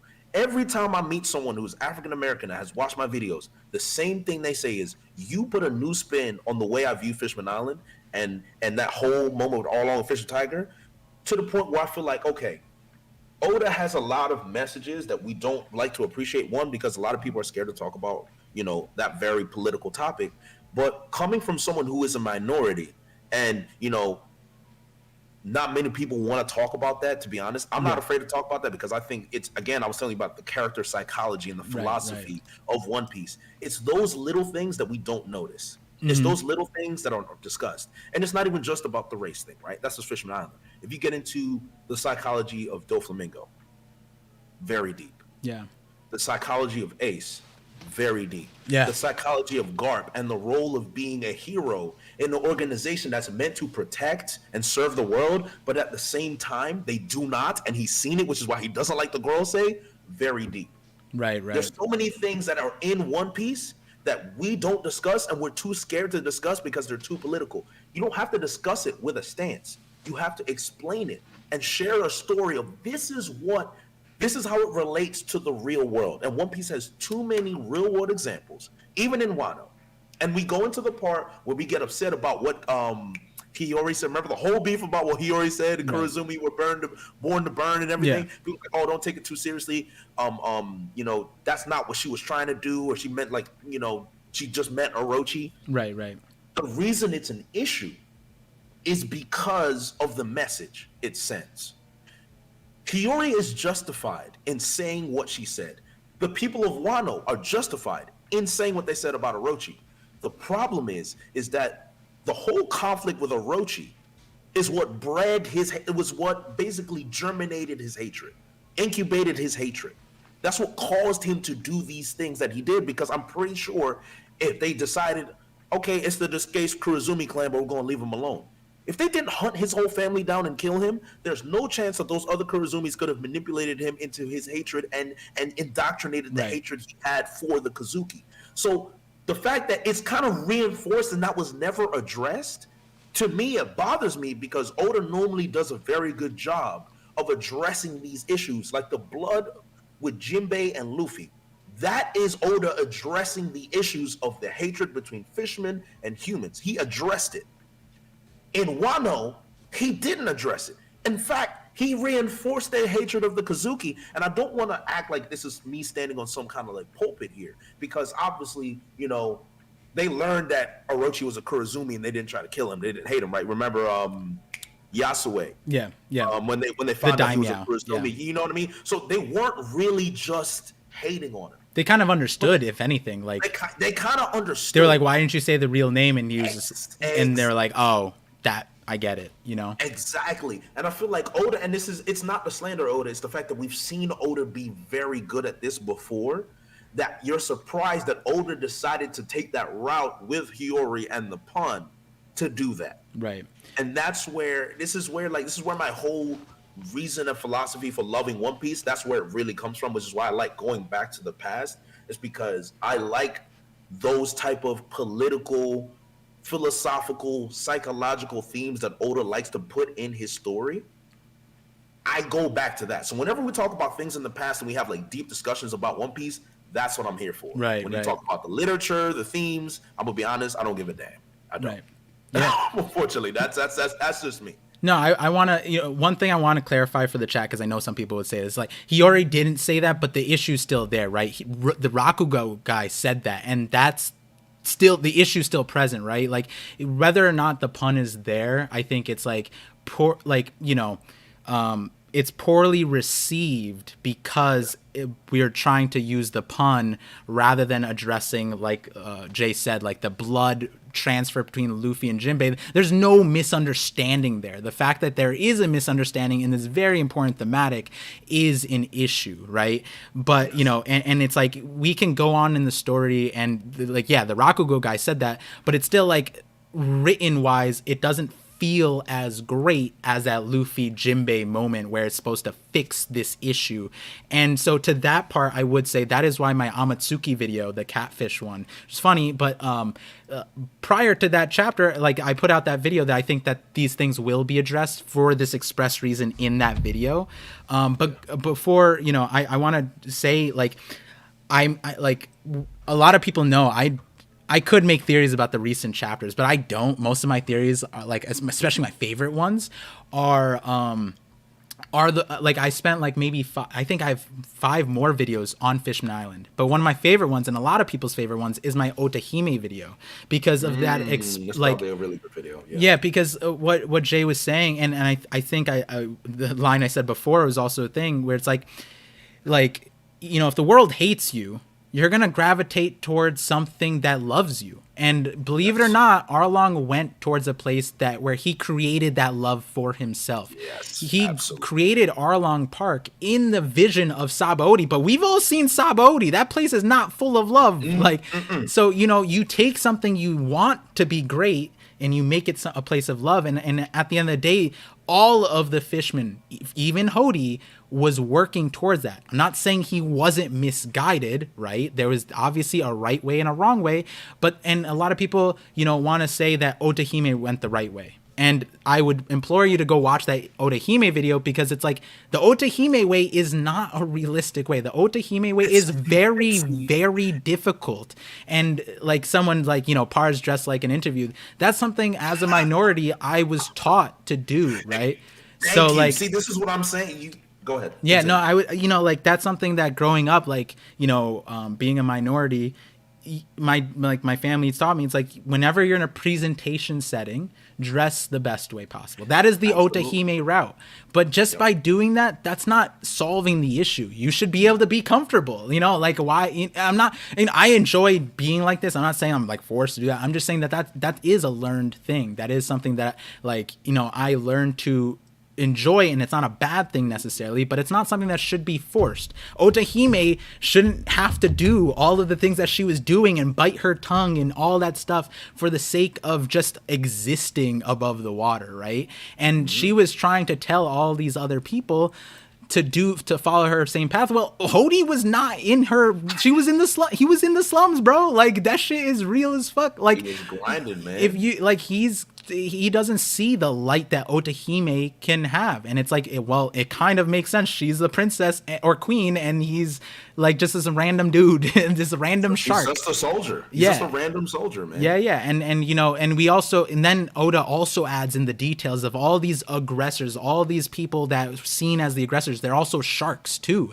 and they're put in the story in the mix of mermaids and all these like soft people, and they're already seen as more aggressive, and that's another subtle detail that when you look at the past, when you look at those details Oda put in, it's like you can't say Fishman Island was a bad arc. You can't say that the way Oda set that up, he didn't put like his heart into that, and it was truthfully done in a way that like other anime hadn't done at the time, and still haven't done to that extent, in my opinion. So like, you know, and again, like I know we're getting past the thing, but like this is a very important conversation because I also like I value those details, those moments that you know, they do affect us. And a lot of people don't like saying like, oh, this stuff doesn't relate to the real world, this is a fiction thing and it escapes. And it's like, you know, I'm gonna have to say we're gonna agree to disagree because Oda's not writing it like that. He's definitely not writing it like that. Otherwise, these details wouldn't be there. And like again, you know, don't take it from me. Don't even take it from Jay. Take it from all. I think like the, you know, ethnic people of color creators who are trying to, you know, spread that message that like a lot of these hated arcs, it's like if you take a step back and reflect on them, they're really, really meaningful to a lot of people. Yes, and that, you know, it kind of does hurt me when people do say like, oh, Fishman Island's the worst arc, it's the worst thing. And I'm like, I feel like let's have a conversation and like, let's have a dialogue. Yeah, let's have a conversation and then we'll see, you know what I mean? Like I feel like if you just sit back and look at it and want to see the message there, then it's like you can't miss it, you really can't. And it's an important message for sure. And I hope it's a message that that gets you know, like Jay was saying in Wano, that, you know, for a lot of reasons to dislike Wano, that is a very valid reason, right, to end a cycle of hatred. And I hope those things aren't lost in the last saga, and I don't think they will be. But where the conversation started was like, I loved the last few chapters, right? But that's my perspective. You may not have loved them, and the reasons why. It's like, you just gotta listen to why Jay didn't like the recent chapters, and it's like, that makes complete sense, because the thematics he cares about weren't in those last chapters. Nothing in those things are really being set up in a large way, and it's like, though there's lots of flashy fighting colors and things that are hype, but, you know, the meaningful stuff is where a lot of people come for One Piece. And so where, you know, closing out, it's like, if you guys enjoyed this conversation and you enjoyed Jay's perspective, please go check out his channel, go check out his Twitch, because I love that perspective. And you don't, truthfully, like, I wish I had the time to share that perspective more on my channel, and I am trying to. And like, I try to focus on a lot of things people don't focus on. That's why I have so many. I have a video on Vanderdecken. Nobody cared about Vanderdecken, right? Like, yeah. Like, and that's the real point. It's like, I you know, make videos on what I care about, and I really love it when another creator's just as passionate, if not more. And Jay's definitely more passionate, given this. You could feel he almost broke me down and crying on my own goddamn stream. So Jay, thank you for coming through. Thank you for sharing your perspective. Thank you for being part of the community. Thank you for everything that you've done in terms of, you know, reforming yourself. That's another important thing. Great thing. Away from the Twitter, man. Yeah. So, Jay, if you want to say goodbye to the chat, just before that, I will be continuing the stream and going back to all the bits and super chats and referring to them. And sorry I didn't bring more into the conversation, but I didn't want to disrupt this meaningful message that we got through. So, Jay, take it away. Let them know. Yeah, so one, you know, Par, thanks for having me. It's always nice to be in an environment where I really can talk about, you know, it feels safe to talk about One Piece in the way that I've wanted to express it. And there are some environments that we do have in the community where you feel like you are stifled and you cannot share the things you want to share. And one thing that I've taken, especially with my content, is the reason why I don't make a lot of videos, is because, you know, a lot of the recent stuff hasn't really been moving me in the way I'd like to be moved, but I still have hope. I still love the series. Obviously, as you can tell with my discussions about things that Oda's already written, I clearly love this series. You know, I'm wearing a One Piece shirt. Like, it's not fake. It's not propaganda. This is real.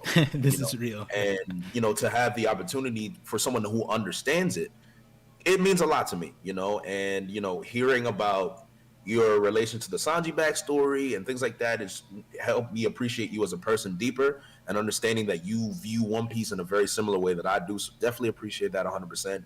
You know, your fan base is very, very strong. I love your fan base. Every time Par's in the chat, you see 3 other, you know, par rights or whatever you call them. There's a, what do you call your little crew, your pirate crew? We're the visionary pirates at the moment. The visionary pirates. Yeah. I appreciate the visionary pirates. You guys definitely show love to Par, and that's a testament to the man. You know, testament to the captain. So I 100% appreciate that. I feel like you and Randy share the same thing. You guys are very loyal, you know, pirates. So I appreciate you guys. And I will try my best to make more videos on the things that I generally do care about, you know. So hopefully, you know, I can do better there. But very happy to be here. Sorry I have to go early, but I have made too many promises today that I have to fulfill. So don't worry about it. Yeah, so I gotta go, but it's been great. Definitely won't be the last time I'll be on the channel, and it, you know, won't be the last time Par will be on my channel. So thanks for everybody, and I appreciate you guys. Like, comment, and subscribe. Thank you, Jay, and have a good rest of your day, and looking forward to that. And I, you know, on the video thing, I'll definitely be pushing that, because that is at the end of the day what that's my, people ask for agendas. My agenda is everyone to make more of what they like, be passionate, be more passionate, and not be, you know, stifled by that, right? So more of those Twitter videos, more of these videos where it's like, you know, reacting and being true, right? And thank you for saying that this is like a safe space. That is at the end of the day the main goal here. So won't hold you any longer. Thank you, Jay. Have a good day. And before I go, we didn't talk about one character. There's another character I'm very passionate about because she gets a lot of slack and they don't understand her. Yeah. Boa Hancock. Okay. When you get the chance, I have a Boa Hancock video. It's like, I think it's Understanding Boa Hancock. A lot of people hate Boa because they think she's a bitch and terrible. There's a lot of things people missing. That's another thing I hate, that people do not understand Boa's character. Okay. And what she went through as a celestial dragon. Right. We'll save that for another conversation. Definitely, we're going to have that conversation later, but pay attention to that, especially since she's back in the story now. So pay attention to that. For sure. Will do. I'm out. Later, Jay. Thank you. All right. So hopefully you guys enjoyed that stream. I mean, today's one was like something that I've wanted to get in for a long, long time. And I'm so glad that we did. I'm so glad that we did, because, you know, I think going forward, I'm going to be trying to contact and get in touch with all the creators like Randy Troy. I mean, it's no secret. Randy already knows, like, Randy has future sight, so it doesn't even, like, I was going to message him, but I'm booked out, so I didn't want to be like, hey, like, in 2 months, are you free? Because, you know, Randy's a busy guy. So closer to date, Randy, I'll be asking you to come on as well. Didn't want to be like, hey, like, where's my invite? But I'm gonna oh yeah, the red filter. I forgot because I have a new setup. So here we go. There we go. But yeah, so I'm going to go through the super chats. I just want to, you know, like, end the J segment here, like, continuing the conversation a little bit. Just on the note, it's like, yeah, like, it not that it makes me sad. Not that it makes me sad, but, like, I said at the very beginning, I was just like, sometimes I get this feeling that people are restraining themselves.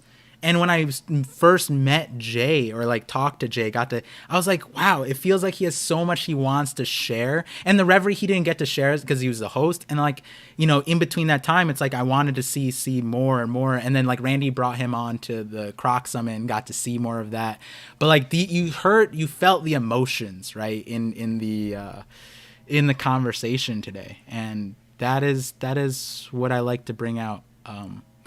It's like to see more of. And I hope if not from this past conversations with Jay, we get to see more Jay, more One Piece Jay, more Jay in general, more, you know, Jay Unleashed.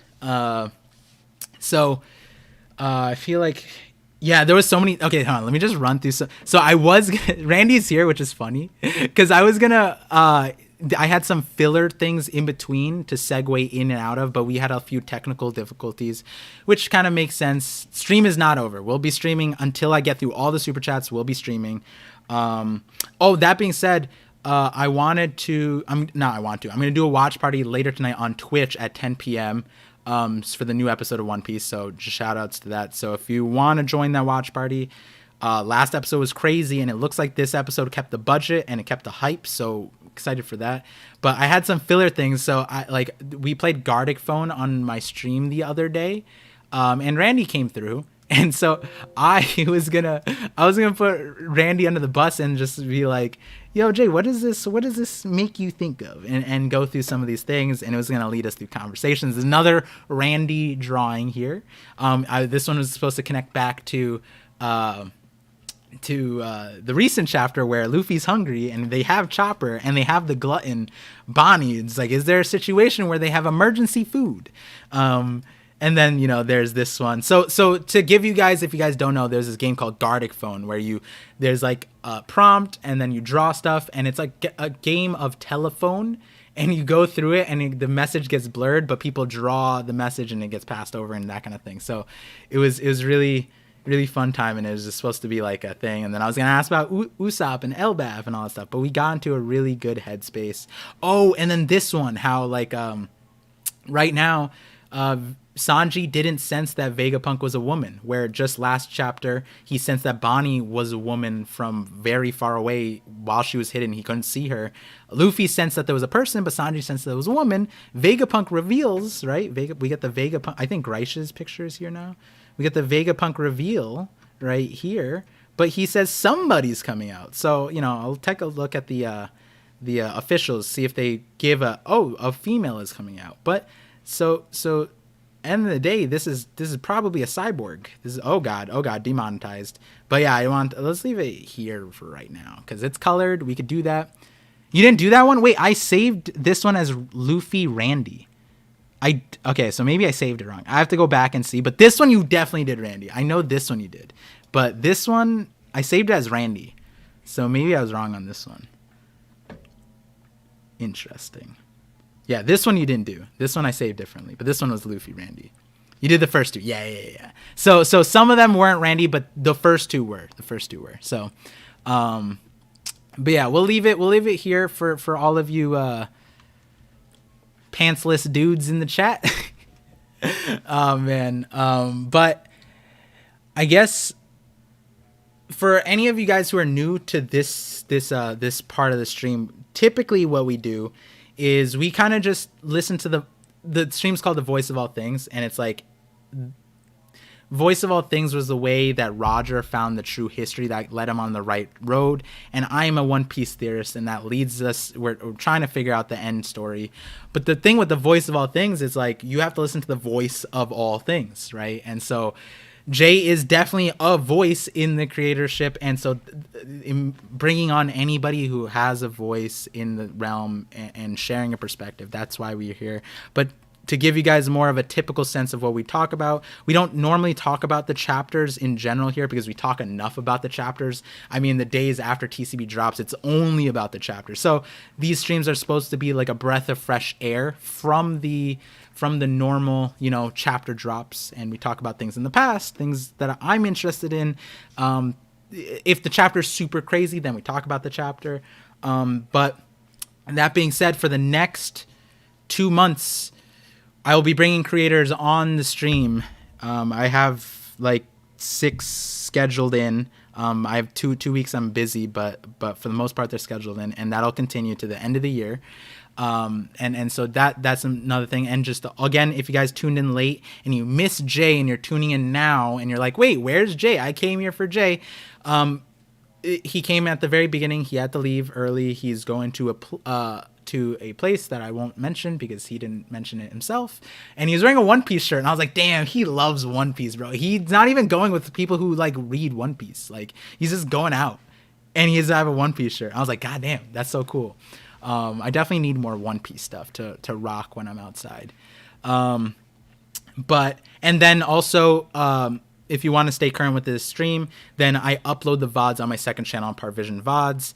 Again, if you like the stream, please drop a like. That definitely does help. Thank you guys, everyone, for being in the chat and talking and participating and being here. I know there was so many chats going through, and I was looking at them. But obviously, if you saw the conversation me and Jay had, I didn't want to miss a beat. I wanted to make every minute count. And so with that said, I'll go to the super chats that were sent along the way. And what I was saying is that when I upload the VODs, I do look at what you guys chat also. So I do really appreciate you guys being here.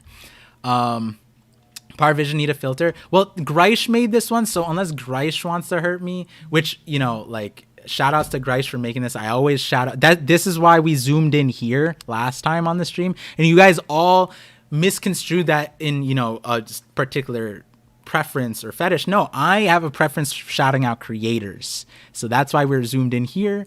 This shouldn't get clocked in on the copyright stuff. But yeah, so shout outs to Greish here.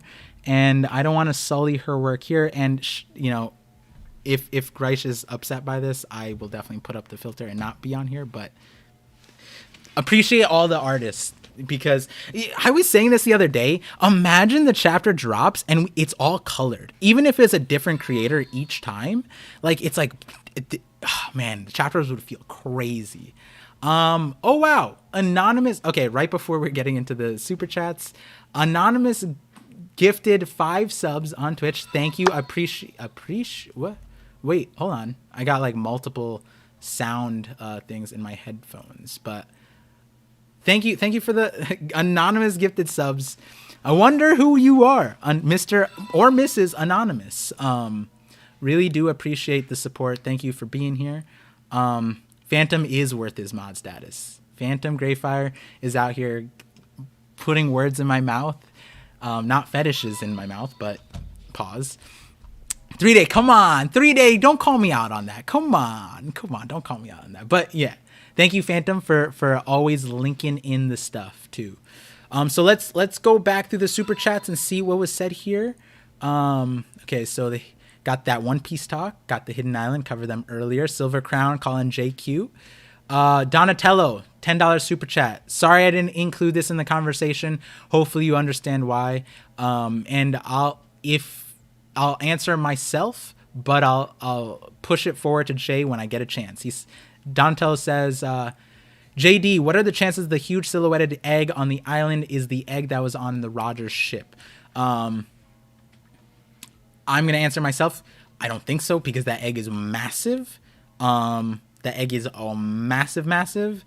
And if the island is called that, maybe it wasn't, it couldn't be, it could be, maybe it got renamed. And the egg grew. Do eggs grow?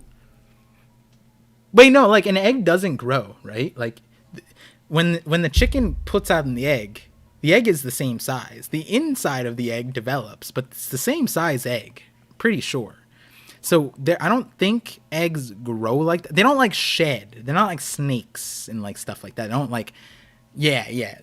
All eggs grow? Wait, what? No, it does. All right, Hassan Jacko, eggs break. Yes, eggs break. That's how we eat them. El Baffy out here just making shit up. Do you like eggs sunny side up or scrambled? I like eggs in general. Honestly, I've seen people eat raw eggs. That's probably the only way I wouldn't eat eggs, but like I've any kind of egg, like maybe that's because my wife, like she's just like, how you want your eggs? I'm like, however you want to. And then she's like gets mad at me because she's like, just pick one. And I'm like, okay, but like, how are you having it? And she's like, I'm having it to say. I'm like, that one. But maybe I'm just blessed by that because she's really good with cooking and chefery. She's like Sanji with it. So but yeah, so thank you for the super chat, Donatello. Andrew Connor with a $5 super chat. Love you guys. Make sure to pass that along to Jay. My agenda is that Emerald City mystery will be solved in Elbaf. The Emerald City lies on top the Atom Tree as Asgard. Okay. Andrew Connor, if you're still in the chat, tell me what you think the Emerald City is. Like, what is its consistency? Par's wife is really good with that. She's really good with everything. My wife is really good at a lot of things. So, and Andrew Connor, if you're still here, if you're not here, I'll look at the chat, see if you're here. Just want to hear what you have said here because I really love that idea. I never thought about that, but I've said something similar. Now, similar from a different direction. Now, what I do want to preface is, see, when I was talking with Jay, right, the reason why I asked him about the theory stuff is because a lot of these chats are asking about forward-looking questions, right? And Jay, not that he doesn't care to not look forward, but the recent chapters didn't excite him. So that's why I want to gear the conversations towards something that does excite him. And, talking about those meaningful things did excite him. So I, again, apologize for not bringing up the things, but I did want to bring out that Jay, because he, every chapter reaction he gets these questions often. Andrew Connor, are you here? Commodore, yo, Laz, what's up? See you later part. Thank you for stopping by. Sorry I didn't get to see as your chats, but now you'll pop out as blue. I found you. Do you like your... Oh, I answered your question, Laz. Oh, wow. I just naturally picked out that question. Awesome. Thank you for being here, Laz. Thank you. Also, Original Jay was crazy. It was also crazy to see you in his VODs. That was pretty fun, too. So Andrew Connor's not responding. I apologize if he had to leave, so I'll answer this for the VOD's sake. I really like that he said the Emerald City lies on top of the Atom Tree as Asgard. The reason why is Emerald City might be a misnomer in the sense that you think emeralds, right? But Emerald City could just mean it's a green city. And what is green? Nature. So when we I forget which video it was. I believe it was in regards to the Nolan video. Yes, the Nolan video. When I was talking about how there's multiple ways to find the true history, botany being one of them. Botanical Laughtail might be the Emerald City. That's what my thought is. And so the Emerald City, Andrew Connor said, the Emerald City lies on top of the Adam Tree as Asgard. Well, what's on top of a tree? A whole, if it's the Adam Tree, it's a whole kingdom in a tree. It's a whole nation inside of a green room, essentially. And that could be the Emerald City because it's green. And I think there is a historical tie-in. I remember when I looked it up in the Nolan, I didn't mention it in the Nolan video, but I wanted to make a part 2 to Nolan video. I think I mentioned that. I always say I want to make a part 2. But because I make the thing is, I say I make part 2s, it's because like, I know you guys don't want to sit down for a 30, 40, 50 minute video because, you know, Jay's like, I tapped out at 20 minutes. I have to work on making my videos shorter, but what that means, I need part 2s. And for me, that's harder to script out than just one thought into a video. Even though it'd be more beneficial for me if I did break up my videos, because then I could split up my videos and post more frequently. That'd be better for the algorithm, better financially, but I just rather just put out a 50-minute Shanks video because that's just fun. But yeah, the Emerald City being there, really like that idea. I really like that idea for so many reasons. Also the Ryokugu video. I think that one too. Please make longer videos. The thing is, some people like it. The thing is, the longer my videos, the more comments I get. It's like, bro, this is way too long. And one of my first Patreon, I really want him to watch my videos too. And he's just like, yeah, I can't watch videos longer than 20 minutes. I'm like, fuck. So I'm trying my best. They'll be spread. So some videos in the coming weeks are going to be 9 minutes. There's some 15-minute ones, but there's a lot of 30-minute videos. There's 3 50-minute videos in the queue. That's the Void Century one. There's the Wano video. The Elemental Hockey one. Oh, man, there might be 4 like 45-minute. Oh, the Conqueror's Hockey one. That's already 45 minutes. I have to finish that one. Oh, God.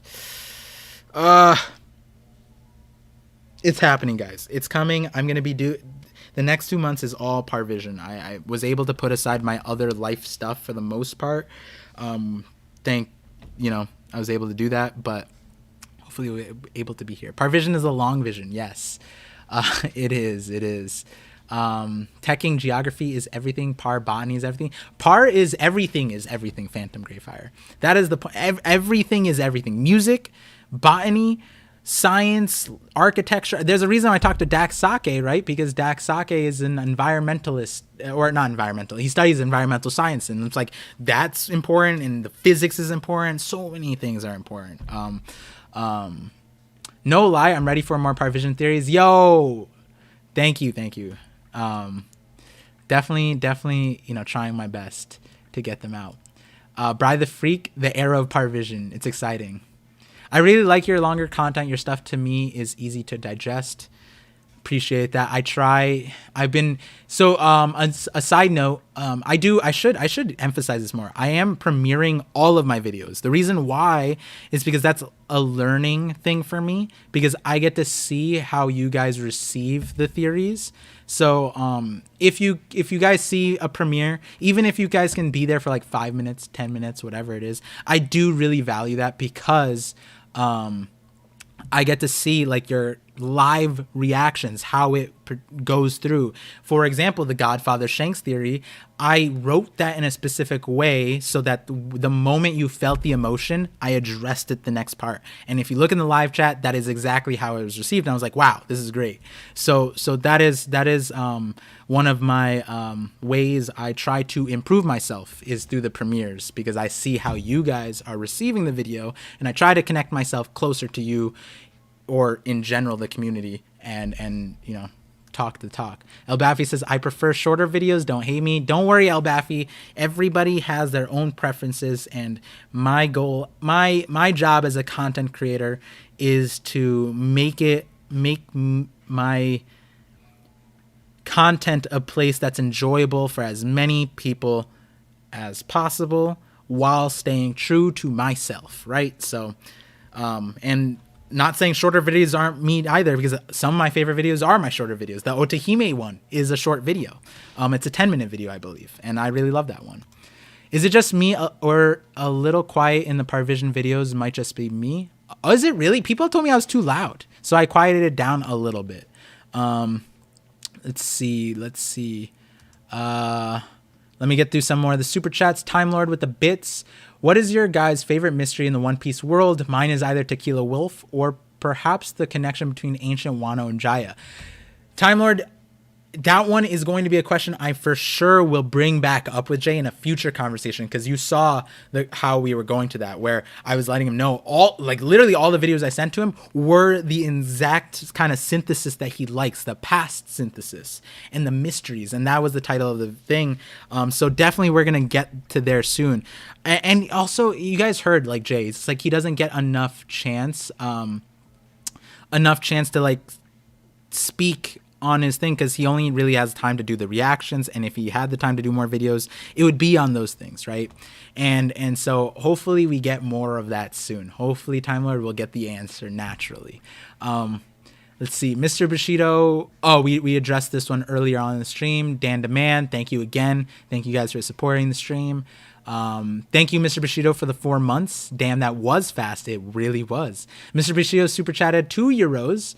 Pink hair people greater than blue hair people. Kurozumi, pink hair people greater than blue hair people. Is it because I asked you guys to submit blue haired people in the Discord? I have this reason that I'm looking at the blue haired people. But I see why. I see why you're saying that. I can understand. Hey, I mean, I love people of all hair colors. So Dan Demand, another $5 super chat. Jay, how do you okay, so we answered that, and he answered that at the beginning of the stream. That's how we started out. Fiery White Boy, $5 super chat. Frank with Megazord Sunny versus the colossal battleship Sanwan Wolf fight is going to be hype. I hope that Frankie levels up like that, bro, because Vegapunk fodderized our dude, man. I hope we do get that. For sure. That will be hype. Too. If it's that big, is this shark, the mecha shark that we saw, the Gigalodon shark that we saw, is it that big? It's probably as big as Sanwan Wolf, right? Maybe a little bit smaller. So then the mecha is probably a close relative. Holy shit, that's kind of scary to think about. I don't even know. Oda's so awful with sizing anyways, but Strada, if you lean into both styles, you don't really lose if you enjoy both. Yep, could be a fun way to grow your community too. Appreciate, yeah, for sure. It's mainly, so if you've noticed, I was trying to get shorter videos out recently, so I had an 8-minute one, then it was like the next one was like a 20-minute one. I keep trying to make shorter videos, but not because I want to, but because the YouTube algorithm kills me by not posting frequently, and making those longer videos are so hard. But you know, one way or another, it'll happen. We'll get more ParVision content out there. If you're here, you're not poor, you got family. Facts. As much as, you know, all the people in the super chats, I do appreciate all of the super chats. And, you know, whether you're younger or, you know, you can't, this is free content. Don't feel obligated. The support you're given is by being here, right? By being a family, right? Being a community, being so welcoming to Jay, being so welcoming to all the guests, being so welcoming to me. That, you know, that is the family, and that is the support. That is the support that comes first and foremost, for sure. Time Lord has a 25-bit or bits chat. It says, my 2 saddest moments are Nami and Robin. Nami watching the mother she yelled at not long prior to give up her own life without fear for her kids, because she'll never stop loving them. Yeah. Okay, so so the alerts being here is fine. Give me 1 second, because the thank you for the toast. Yes, toast to the family. Honestly, that was a fine one to say out loud. But why is it starting to say all of them out loud now? Super chats. Honestly, don't know what to do with this one. I'm just gonna mute it for now, and I'll get through them. Yeah, Texas speech creeps me out. Yeah. It's because I updated everything. Hopefully, okay, so one thing, hopefully you guys like, it's a little bit cleaner than before, but I don't like how fast it's going, and I'll fix that, but I made it yesterday. The reason why for these streams, I want to change, like, if I have someone on the call, it's going to be this background, and it's like two, when you look at, like, here, let's look at the starting screen. When you look at that, it's like two wavelengths meeting, and that, like, I'm the purple one and everyone else is the blue one. So it's like me and Jay meeting and meshing wavelengths. And this one's really accurate today. So that's kind of the idea here. But yeah, this one moves faster for some reason. So I'll slow it down. Let me see. Hey, random guy, what's your $5 message? I'll definitely, hopefully I'll get to it. Hopefully I didn't pass over it. Strahd, thank you for the super chat, $2 super chat. ParVision only eats light-skinned eggs. No, I like eggs of all types. The thing is, American eggs aren't even like the natural ones, because we do a lot of things to for the salmonella stuff. But everywhere else, the eggs are, well, one, egg yolk isn't supposed to be yellow. It's supposed to be orange, from my understanding. That's like all the antibiotic like stuff, and a healthy chicken lays orange yolk. Eggs. And then also in Europe, I believe eggs are most, when you go to the grocery store, they're usually brown. Here it's usually white, but that's because the layer gets processed out. I forget what it's called, but it's like a layer of something salmonella related, but it's not really that big of a deal nowadays that we should have it. But yeah, also eggs are usually smaller, but yeah, don't know what light-skinned eggs are, honestly, but I eat all kinds of eggs. I don't discriminate, because eggs are the most important thing to eat. They're good for your brain. They're one of the only nutrients that have a healthy source of choline, the building blocks towards your brain. So if you want to be more like ParVision, either take Alpha GP supplements or have 2 eggs in the morning, one or the other. Do you use purely white deluxe? I see those pearlies. I don't, but I'm trying to get better. Dental hygiene was a hard thing growing up. Very difficult thing. Honestly, quick fact. I don't like dentists. A lot of my friends are dentists. I like them. I traumatized by dentists. I had to fight my family and the dentist. And I was like, yo, this dentist is crazy. Fast forward 2 years. I left in like 2, 3, 4 months of under that person, because they fucked up my teeth. Really badly, and fast forward 2 years, I was like 14, 15 when I was saying this, so it's like a 14-year-old talking down to a doctor, talking down to all these people, and I'm like, this guy's crazy. Graduate high school, so like later on, that guy, his practice got shut down for malpractice, and I'm like, I got gaslit the whole fucking time. This whole fucking time. It's crazy. It's so crazy that I got gaslit like that. But you know, what could a 14-year-old do? What could a 14-year-old do? But yeah. Let's see. Scopper Gabon, welcome, Roger's Pirate. It's $2 super chat. Geography is everything. Yes, it is. It is, and that is another focus on my videos. Go back to the Vanderdecken or the Nolan video, right? The Amatsuki video. Amatsuki one primarily, right? The Amatsuki video, that one's huge. Huge on that. Hopefully Jay can watch that one for the Kurozumi context that he was asking about. Saint Rai with the $5 super chat. I was thinking Uranus might come from the egg, because the huge egg has rings on it, kind of like how the planet Uranus has rings, maybe reaching.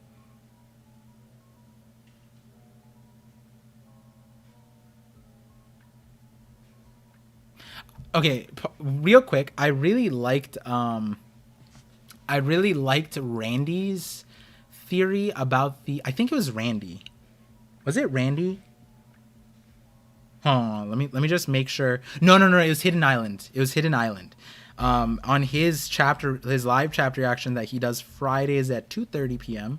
So right after Randy streams, Hidden was saying that Vegapunk was working on a geothermal vent for Karakuri Island. So it would make sense if he continued that on Egghead Island. Now, an egg needs to be incubated to hatch. We see the egg look like it hatched. So maybe Vegapunk succeeded in that geothermal thing on Egghead, and that's how that egg hatched in the first place. Now, what came out of that egg was never discussed, right? Because it's like, what the fuck could have came out of that egg? And why would that be, you know, I guess like, if it's related to Vegapunk, then why would it be necessary? Why would that be? It's so interesting. But I do like that connection. You're right. The rings, Uranus. Does Uranus have rings? Wait, hold on. Uranus does have rings. Rings. Ah. But what are they gaseous rings, or what are they made out of? Faint rings. The ice giant is it's also an ice giant. Oh, I completely forgot about that. Because that relates to the weather related stuff. Does anyone know what the rings of Uranus are made out of? Because not all rings are like asteroid belts, right? Like the rings kind of are like these, they're interesting. The mechanism that combines the narrow rings is now well understood. All right, well, if Wikipedia is saying it's not understood, then I don't know. Gas and ice, that's what I thought. Science, yes. They're very thin, that's all I know. Hey, I mean, it's interesting, right? It's interesting to see what is up there with that island. See, the thing is, if you read, so if you guys don't know, I do chapter analysis, not on my channel, as a podcast. So the link for it, you could see it. It's right here. I'm up on Spotify, Apple, wherever. And so I did a 1061 one. It was shorter, but I did a collab with Sai also. And yes, feet piece. And one of the things I said was like, we're going into a lull in terms of, and we should. And you can understand that where the first like 6 pages of it were the sequence of the shark, and however you want to justify it, to me, it was like we could have pinpointed the important parts and skipped it like we have done in the previous stuff. We went through them leaving Wano faster than that shark scene, right? And that in itself is slowing down the pace. Now, that being said, when it comes to the hype, though, like we're getting a Vegapunk reveal. It's super exciting. And although we're slowing down, there's still so many discussions that came out of that chapter that are just absurd. So absurd. Gravitational rings of gases. Got you. So it's gases. That's what I thought. Mage. I was gonna say Morge or Mage. Shout outs to Morge. I saw his chats and it was funny, but hopefully he knows I was joking. I'll message him. He knows we were all joking. Morge made a video a long time ago about the ancient weapons, so each weapon represents a hockey. Oh, I heard that theory. Yeah, I heard about that. Larry from that One Piece talk brought it up. He's really excited by that one, honestly. Thin is debatable. Thin is relative. Thin is relative, right? Because like from our standpoint, relatively, it is thin compared to the planet. But yeah, probably not thin. Like if it were possible to stand on it, it would probably look expansive to us, right? As little ants that we are in the cosmic realm of things, right? Morge the Mage, yes. I mean, if you've been to a Randy Choi stream, you know that Morge's Wi-Fi hockey takes down the stream every single time without fail. Just kidding. But it was just funny because one time he said, I'll leave the stream and we'll see if it comes back. He commented that and then the stream came up. And it was kind of funny. But Morge is welcomed anytime. Anytime for sure. The further from the sun, the colder the planet. True, Emiadot, true. That is logical. That makes sense. Let me get through some of these last super chats. So, Scopper Gaban, another super chat. Thank you. The Sanji's heart attack is so fire. Seen it like 3 times. You saw the hour and 30-minute video 3 times. Much love to you, Scopper Gaban. And if you've seen it that many times, I don't think I've seen Scopper Gaban in the comments section on that video. I would like to see more comments from you. And I that is a video I do go back to a lot. You know, sometimes you can see how a creator has a particular focus and agenda. Sanji, you know, obviously I don't care too much of the Sanji versus Zoro debate because I like both, and they're both characters for different reasons, and they come together for different reasons. They both express things for different reasons. They're both meaningful to the story for different reasons, and I think my main care is recognizing that, right? But yeah, that Sanji video, definitely a dope thing. I mean, that is why I chose Zoro to be like the first Straw Hat I made a video about, which was even crazier. If you guys thought my Usopp video was crazy, the Zoro video is crazier than that one, for sure. Bri the Freak, thank you for the bits, and I now see a toast to the family. Appreciate you guys being here, and that is all the super chats and bits. And so again, thank you guys all for showing up, contributing, participating, showing love. Hopefully you get more out of Jay. The stream is not ending. I will continue to talk with you guys because now I want to talk to the chat more currently. So if you guys have any other questions, while you guys load up the chat for things for me to see. Oh yeah, 3-Day, thank you. Don't forget to like the stream. If you enjoyed your time here, and you want to see more of these, know that there is more. I think my main thing is like we get so caught up in the recent stuff that we forget to appreciate the old stuff. And you know, that being said, it's not our fault a lot of time because like 1058, 1059, 1060, 1061, it's like we bring back things from the past, but we synthesize them for the future rather than reflecting on the past. And right now, because we're in this transitional arc, but because we're in this phase where we're not in a, I'm not going to say major arc because it's a Vegapunk arc, so it's going to be major. But in this time, I think it is important to reflect on those things. And that's why if you look at my recent videos, I talk about Vanderdecken. I talk about like Otahime. I talk about so many different things. I'll definitely be deep diving older content too because my wife is catching up with One Piece now. And so I got to make some videos for my wife to enjoy as well. Because she is also speed running One Piece. To catch up in time to watch Film Red with us at Comic-Con. And so with that in mind, Random Cracker, I'm calling you out. Show me a panel with Luffy having a double. Wait, I already addressed this in the comments on that video. I never said he had a double ring die. I said he had a just ring die. I never said double ring die. Definitely address that in the comments. How far in is your wife now? She is actually, I think she's in Grand Line at least. I don't know exactly at the moment, so don't know. Weirdly enough, Phantom Greyfire said, weirdly enough, longer videos are less intensive to timestamp since you stay on topic longer and I don't have to back up as much.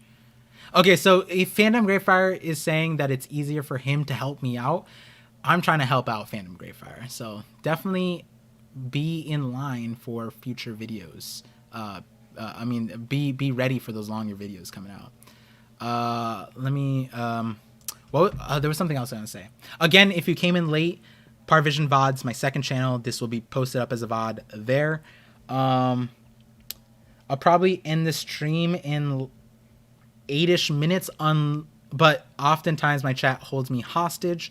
So with that in mind, we'll probably go to max 7 p.m. The reason why is I need to eat before the watch party at 10 p.m. So 10 p.m. Eastern time, when One Piece drops on Crunchyroll, we do a watch party on Twitch, and that is something I'm going to do.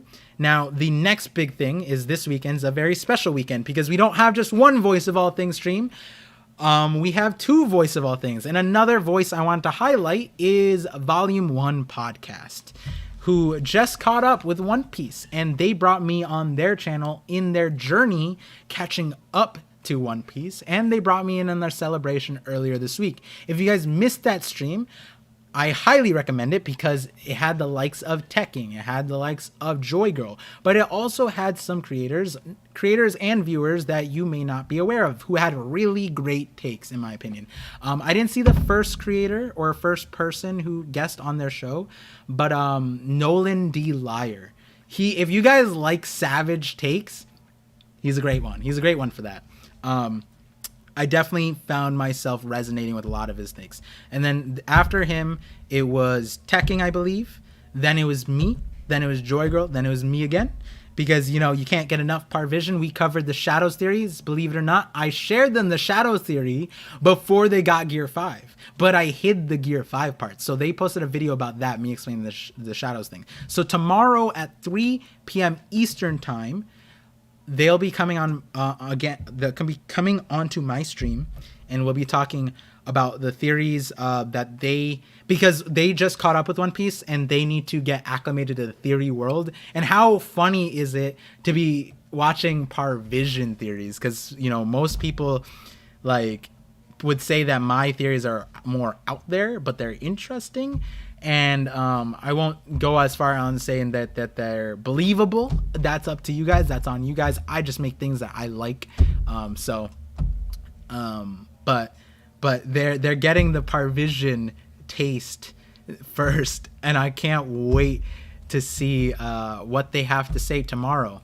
Because I don't know how many videos they'll be able to get up to, but I think their next horizon is to get more acclimated to what theories are popular. But that being said, Megan, I highlighted her Luffy's dream theory in my last video. If you guys haven't seen it, I would highly recommend it, because I didn't just call it out. She messaged me right when she dropped the video, and we talked about it, and I was just finishing up my script, and I was like, hey, like I'm making this video, the same thing, and like put it in. And I shouted her out, Brago shouted her out, Grand Line Review shouted her out, Tekking loved it, Joy Girl loved it, I loved it. I think every single person so far that I've seen has liked it. Whether they agree with it is a separate thing, right? You don't have to agree with it, but I think it put a smile on a lot of people's faces. It was Tekking's first reaction, you know. Tekking was gleaming, and then he was just like, wait a moment, I think Megan just cracked the code. It wasn't Braga, it wasn't GLR, it wasn't O'Hara, it wasn't Tekking, it wasn't any theorist in the it was Megan from this is a quote. He said this in their longer celebration stream. So again, highly recommend them. They're coming onto the stream tomorrow. And then also I'm doing more Twitch streams in general. Not One Piece related too. So tomorrow, I think a JJK special is dropping, and we just watched the movie together on my stream earlier this week. So the JJK special is dropping tomorrow. I will watch that as a watch party because I love JJK. And yeah, and then another thing, if there's newer people here, like Jay, I like all anime. I am a connoisseur of sorts. I haven't watched in recent years because of life. But I'm getting back into it, and this fall season is insane, so I'm not missing that. Not a chance I would. And so I'm definitely gonna make an effort to watch party that. And for all of these things that I just mentioned, if you want to get notified about it, the best way possible is to join my Discord. Join the Discord, choose a role that allows you to get pinged properly. And where there's going to be a Discord overhaul. But yeah, Discord is the first group of people that I notify. I don't like notifying my YouTube directly because I don't want to annoy people. But yeah. Cam Cobain, let me get these super chats. Then now that the chat is loaded up with questions, we'll get to them. Cam Cobain said $5 super chat, or he didn't say $5. Thank you for the $5 super chat. Off topic, what are the next prequels you three would like us to see next? Prequels you three would like to see next. Oh, so is this a question you want me to bring up tomorrow with volume 1? Cam Cobain, I believe you're in the YouTubes. Give me some clarity on what you mean by that. I'm not quite understanding, and I want to answer that properly. Prequels for One Piece or in general? Because JJK prequel is pretty nice. One Piece prequel would be good. I think the reason why we haven't gotten it yet is because Oda's story is so intertwined. It's an extra level to bring up a prequel that doesn't spoil a future storyline. I think that's kind of why. But yeah, give me some clarity on what you mean by that. and give a proper answer. Let's see. Just showed up and I gotta appreciate the drip. I did give a little nuance to the drip with my conversation with Jay earlier in the stream.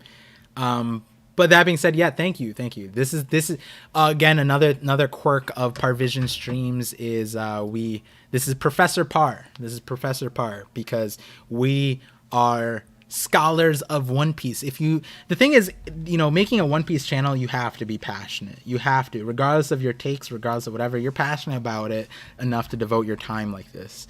But then the people who, are in the chat and the comments, you guys are also just as passionate. Sometimes I see a lot more passion from you guys more consistently, right? And that being said, like, that means we study this. We're scholars. We gotta represent. If someone who wasn't in the One Piece community comes in and they see this, like, whoa, this guy's looks like a college professor. Maybe he looks like he teaches a classroom. And then they see like 200 people here, 300 people. It's like, wait, he's actually just has a seminar going about One Piece, right? So that's kind of like the play here, right? It's all to elevate One Piece's reception. My friends, my IRL friends who don't watch One Piece but would like to support me, they're like, wow, people like this, you know what I mean? And when you associate anime, a lot of things, especially outside of the anime community, outside of One Piece community, but outside of the anime community in general, it's not the best look, and you would like to bring more. That is another one of my ultimate agendas, right? I think that one of my favorite comments are on TikTok more often, because on TikTok you don't opt into the content as much as it gets put in front of you. And when I started, there was a lot of people who commented saying, hey, like, I never gave One Piece a chance, but because of the way you talked about One Piece, I gave it a chance and I really liked it, and I'm continuing. Thank you for making that thing. I love those comments because I think the reason why the One Piece community gets the reputation of people essentially being salesmen for One Piece, like, get into One Piece, blah, blah, blah. And, I get it gets annoying, but it's because we want people to experience this because it's so awesome. But also, from my perspective, it's like, that's the only real way I can give back to Oda, is by getting as many people in the series as possible.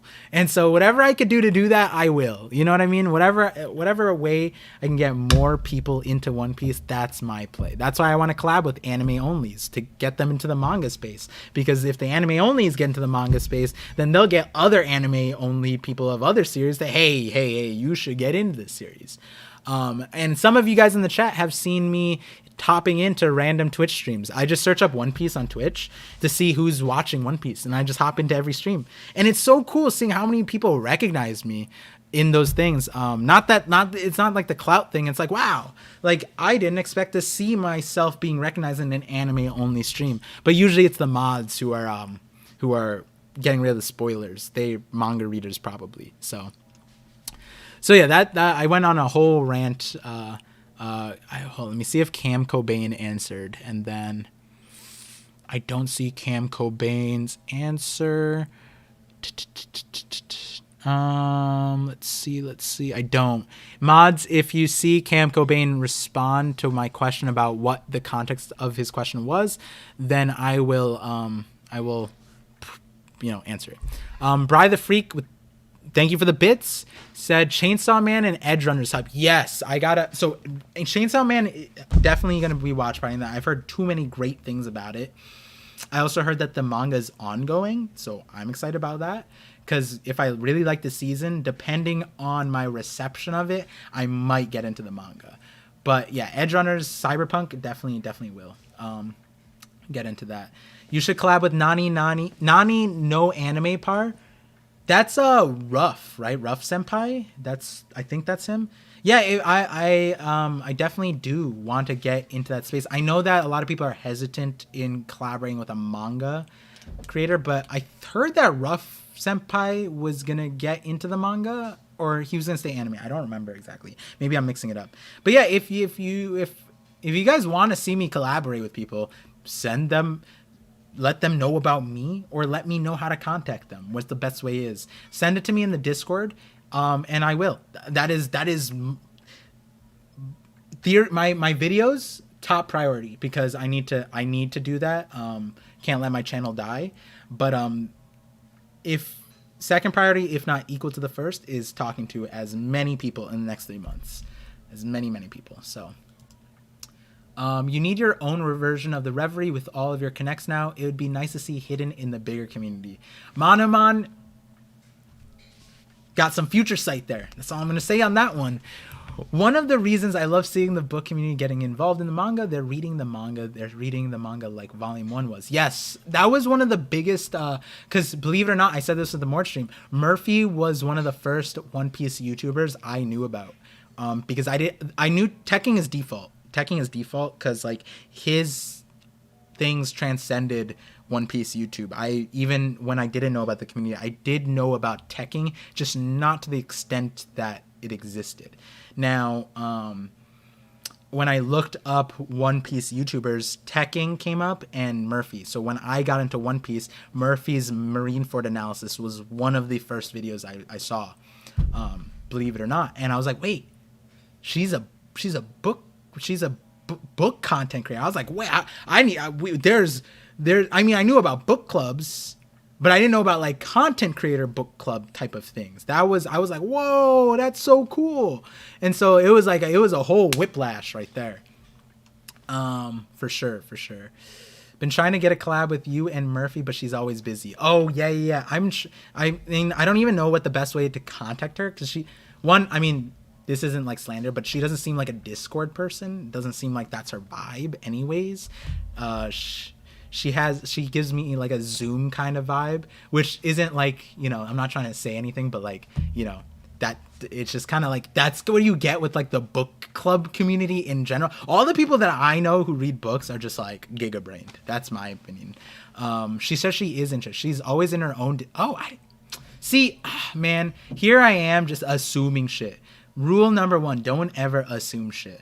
But I'm definitely going to join her Discord server then. She has a Patreon. Oh, that's why I didn't know about it. Gotcha. That makes sense.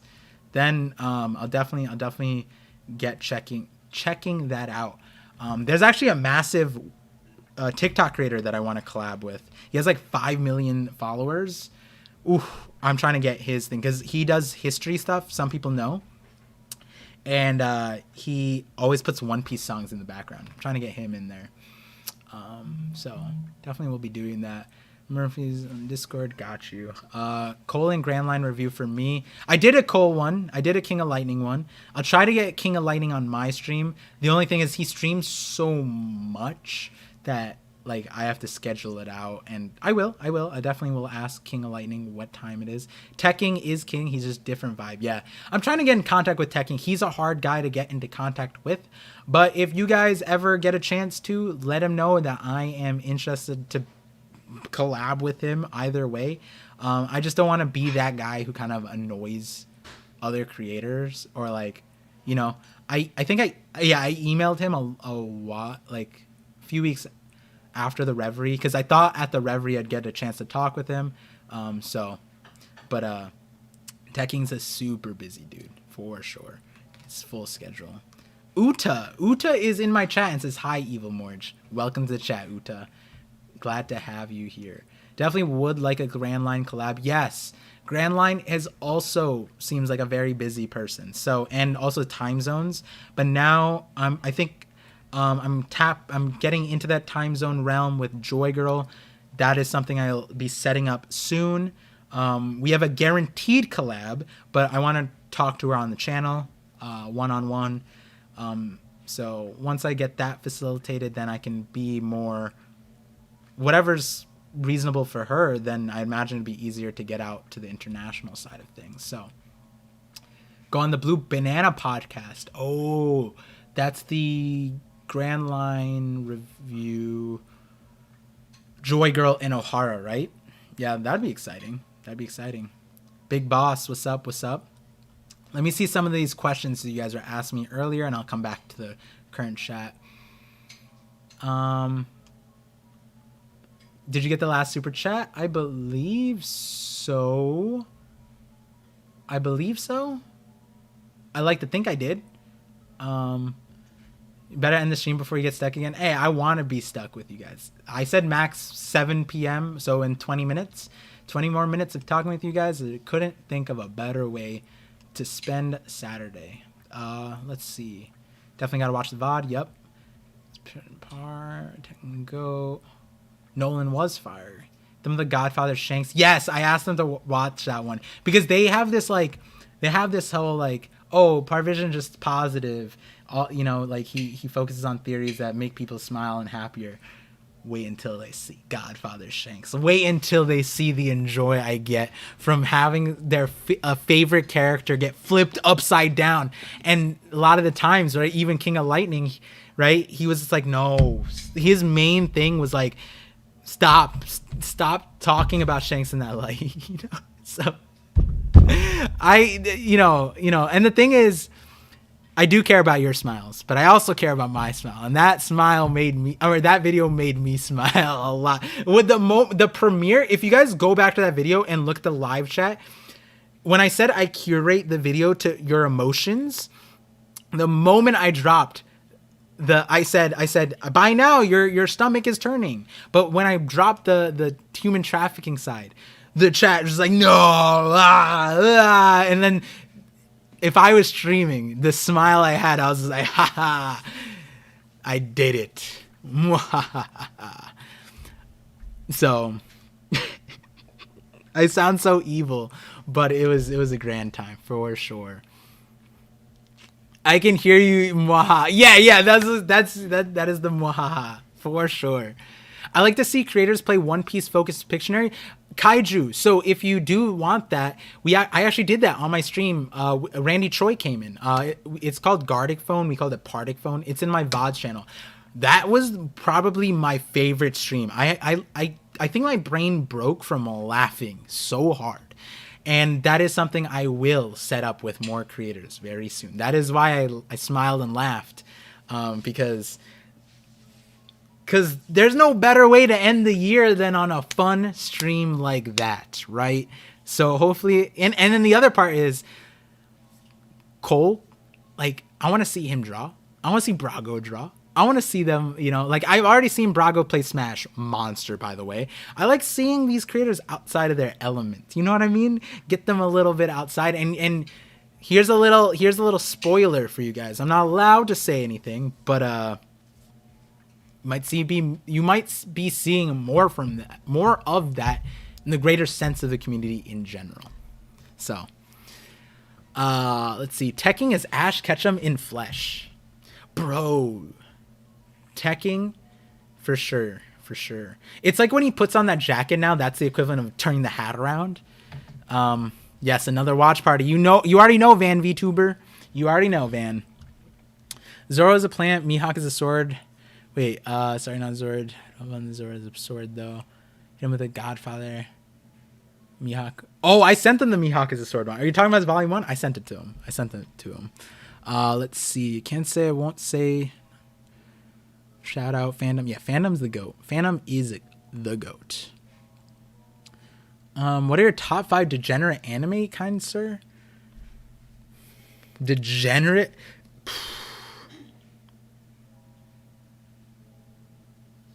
I mean, there's degenerate that you kind of enjoy, right? Like pure testosterone ones, right? But then there's the degenerate ones where your brain starts losing brain cells. And for me, I think most of them would have to make up the garbage isekai trends that came out in the last like 4 years. I bet you in there 5 of them easily. There's a garbage isekai that literally made you dumber watching it. For sure. They put out. Oh my god. It's just. Yeah. But I'm sure there's some outside the isekai genre. I can't off the top of my memory. I definitely watched like 1 or 2 that are like, kind of interesting. So if there is a 2-piece, is it past or future in your opinion? I think it's past and future. I think it's a repeat of the Void Century. So one of the ideas, Eric, was that Eam is the son of Joy Boy. And so that would complete the deadbeat father thing, that Joy Boy is the ultimate deadbeat father. Eam is the son of Joy Boy. Joy Boy was bringing the world into one piece, and Eam was about splitting it in two pieces. So now we're in the story of One Piece, the story that's supposed to resemble Joy Boy. And so if there was a two-piece, then it would be the reflection about Luffy's son Boofy being the next Eam. Mic drop. But Eric MC, most active in the chat. Yeah, actually, I've been seeing a lot of you, Eric. Thank you for being here. Thank you for being here. I just want One Piece to be completely reanimated. Facts. Monomon facts. That's the priority. For sure, we need all... You know the... I'm going to say the heart attack, I think, is accurate, right? I think that I got when they were doing... Wow, dinner smells great. Oh, that's the jambalaya stuff. It got you. Oh my god, it smells so good. I'm so hungry. But No, but I want to talk with the chat. Eating can wait. It's fine. I'll have 3 hours to eat. What was I saying? Oh, the heart attack. When episode 1000 was coming out and they had the here's the celebration and they remastered those important scenes, I didn't know the context of it. I literally put everything down. I said, they're redoing One Piece for the tribute. And then they were like, and then when I actually looked into it, they were only doing like 5 seconds of like these small moments. I was like I was so upset because I jumped to conclusions. Because I think I saw the VV one first, and that one was more lengthy. And I was like, okay. Oh, I saw the Sanji and the other one, I think. No, I don't remember. I don't remember all the moments that they remastered, but even seeing that shit in like the episode of East Blue, even like, oh my god, imagine One Piece looking like that, bro. Oh my god, that'd be so cool. All right, glasses back on. Can someone link the Luffy's Dream Theory video? Jennifer's Calzone Emporium. It is my latest video. It's called like New Era. But yeah, someone hopefully link that and we'll put that in. Weren't you supposed to end the stream 15 minutes ago? That was 15 minutes ago if the chat was boring. And the thing is, you guys are never boring. So that's a compliment to you. And I said maximum 7 p.m., which is 15 more minutes. And I'm further back in the chat at the moment, so there's no doubt in my mind you guys will keep me here. And make sure to stay until the end when I end the stream, because it'll take you directly to the next the stream tomorrow. Actually, let me check my Discord real quick, because Sai is supposed to put out a video, or hidden. Let me just double check, because if either of them are premiering their video, then I would want to support that. Because low-key I hate redirecting to myself, but I just do that because it's like I have my own schedule, so I can schedule my videos so that it makes sense. But it's not like, hey, can you schedule your thing so that I can schedule my thing for your thing? You know, that's not how that works. But if there's ever a time when I see someone premiering a video, I definitely transfer people over. Wait a second. Oh, you know what? Tonight, Davies Dark Tournament, that One Piece talk is having a thing, so I'll redirect you to that. Oh, that was fun. If any of you guys saw my tweet, the poll that Marineford, Garp, or Sengoku versus Marineford, Garp, and Sengoku, and 2v1 versus Kaido. Don't answer this now, because I don't want a power scaling chat right now. But if you do, go to that tweet and answer it there. Oh, the tweet ended. But we're going to get more of that tonight. From that One Piece talk, so I'll redirect us towards that. Nice. Let's see. There we go. Okay, cool. And perfect. They're starting at 7, so there's no gaps in the content. Just listening, commenting thoughts. Eric, I appreciate you. Hopefully not too much. No, not too much. Feel free. And you're not spamming. That's the most important thing. Just to clarify, I do try my best to read all the chats. Sometimes I don't get to them, but please don't spam. I do like to just get the things. And if there is something, the mods will put it up in my face for me to see. They could put Barto in Logtown. Interesting. Sumanova Kaido. Say I'll disagree. What do you think about Vegapunk collecting DNA from all the Straw Hats? Do you think he or she knows about Nika? I like the collecting DNA. I think that is something that might happen. Right now, like, Vegapunk is every scientific mind combined. Whether it's Dr. Robotnik, Eggman, whether it's like, or not scientific, it's every big brain. And that even goes to Mewtwo. That goes to Mewtwo, Pokemon. Like, cloning, when I think about cloning in this regard, I think about Mewtwo. The first Pokemon movie, 100%. Like, and then you look at his body proportions, bro. Look at these body proportions. If this ain't Mewtwo proportion thighs, bro, you add a tail, this could be just Mewtwo. So again, I can't express you guys enough. Thank you for welcoming me. And again, and I plan to be constant. I'm pretty free, so I'll always be here. Eric, you are welcome to be here for sure. For sure. Welcome. And I'm looking forward to seeing you in more of the things. And I stream more often on Twitch, so definitely hop over there because we'll be streaming there exclusively tonight. But yeah, Hidden's Mega Theory needs to be shown in the Reverie. For sure. If not shown, it needs to be highlighted, right? I brought it up as much as I could, wherever I could. But yeah. Hey, Sushan. I don't know, like, I know, not that I've definitely heard, where have I heard that name recently? Thank you for being here. First time being here live. Welcome. Hopefully you're enjoying the stream. If you came here for Jay's section, that was earlier. I'm posting the VOD on the second channel. Yeah. Right now it's just off the riff and I'm just talking to the chat. So the more scheduled stuff, tune in again tomorrow at 3 p.m. Eastern time, and I'll be talking with another creator or another group of creators. Mewtwo is Frieza. But Mewtwo is understanding. You know, by the end of the story, he just needed Mew. You know what I mean? Whereas Frieza's still on that monkey stuff. And it's ironic given the latest updates in the forums. You know what I mean? So, got you. Okay, so I got through these chats. All right, so now I'm current. Supreme Lord. Glad I got that conversation with you in Preach's comment section. You think Kaido too? I definitely know you know. They say it's Kaido. Agree to disagree. Cole level stalling from ParVision. Wait, not stalling. I'm enjoying the time. See, Cole level stalling is me if I pulled up Whiskey Peak and I started counting cactuses because that's what he did. Threeville collaboration, yes. For sure. I'm saving Threeville for a special time because right now, me and Threeville, I don't know exactly his timeline. We have spoken before. That's a lost VOD, actually. I asked him about it. I forget.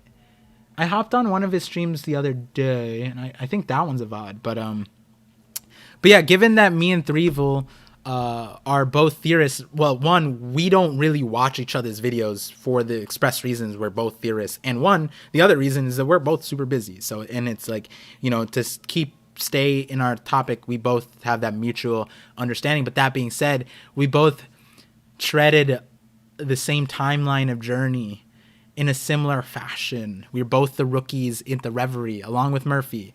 But I think a lot of people wear like Threeville, ParVision, that kind of thing. And it was funny because I wore a white shirt, he wore a black shirt, and we were like next to each other in the screen, and it looked like opposite. So I'm saving Threeville for an important time once I make my journey through the thing and he makes his. And we, at the end of the year, I do want to set that up for sure.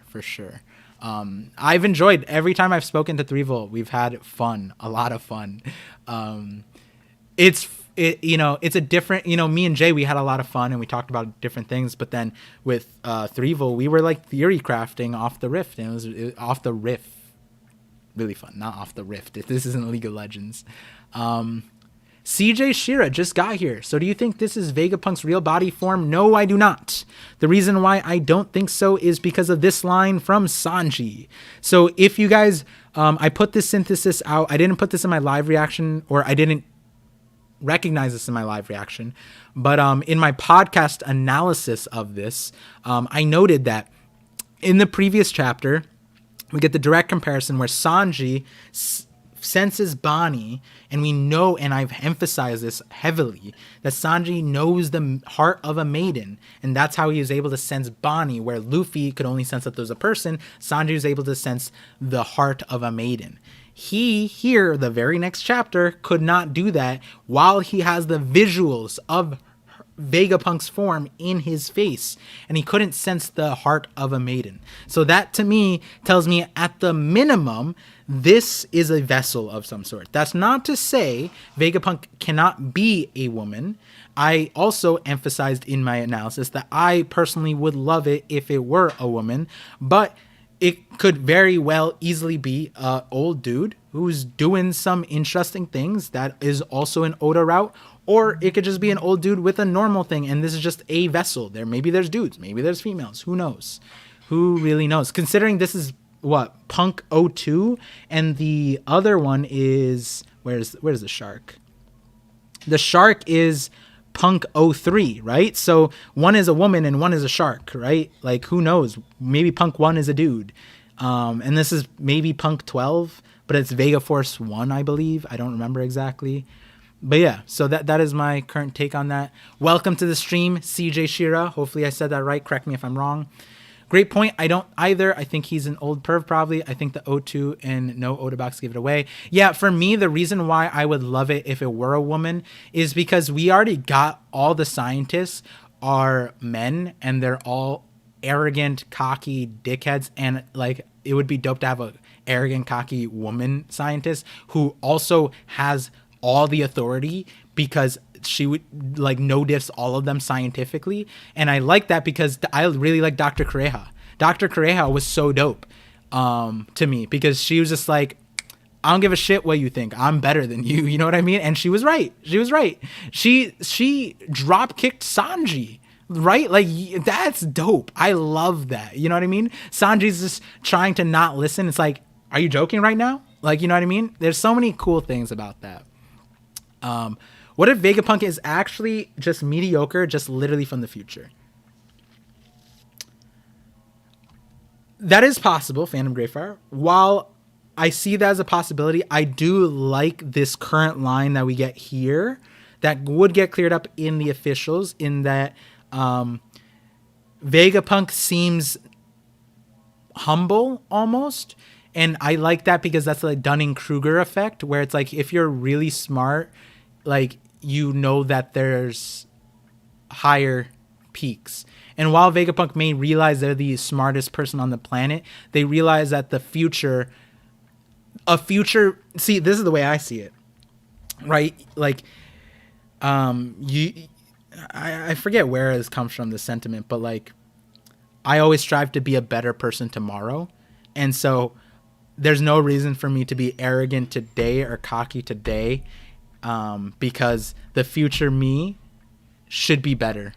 You know what I mean? And so if I'm cocky or arrogant now, then that future me, like, it isn't the best it could be, if that makes sense. I can't explain it fully right now, given I'm a little bit fried and I'm hungry, but hopefully that makes sense, right? And there's a balance to that. You should always hype yourself up. You should always believe in yourself, be confident in yourself. But then there's a separation, right? There's a separation. Let's see. What's your Discord? Yep, that is the Discord. Share it in the YouTube for sure. Sounds like a sports movie quote.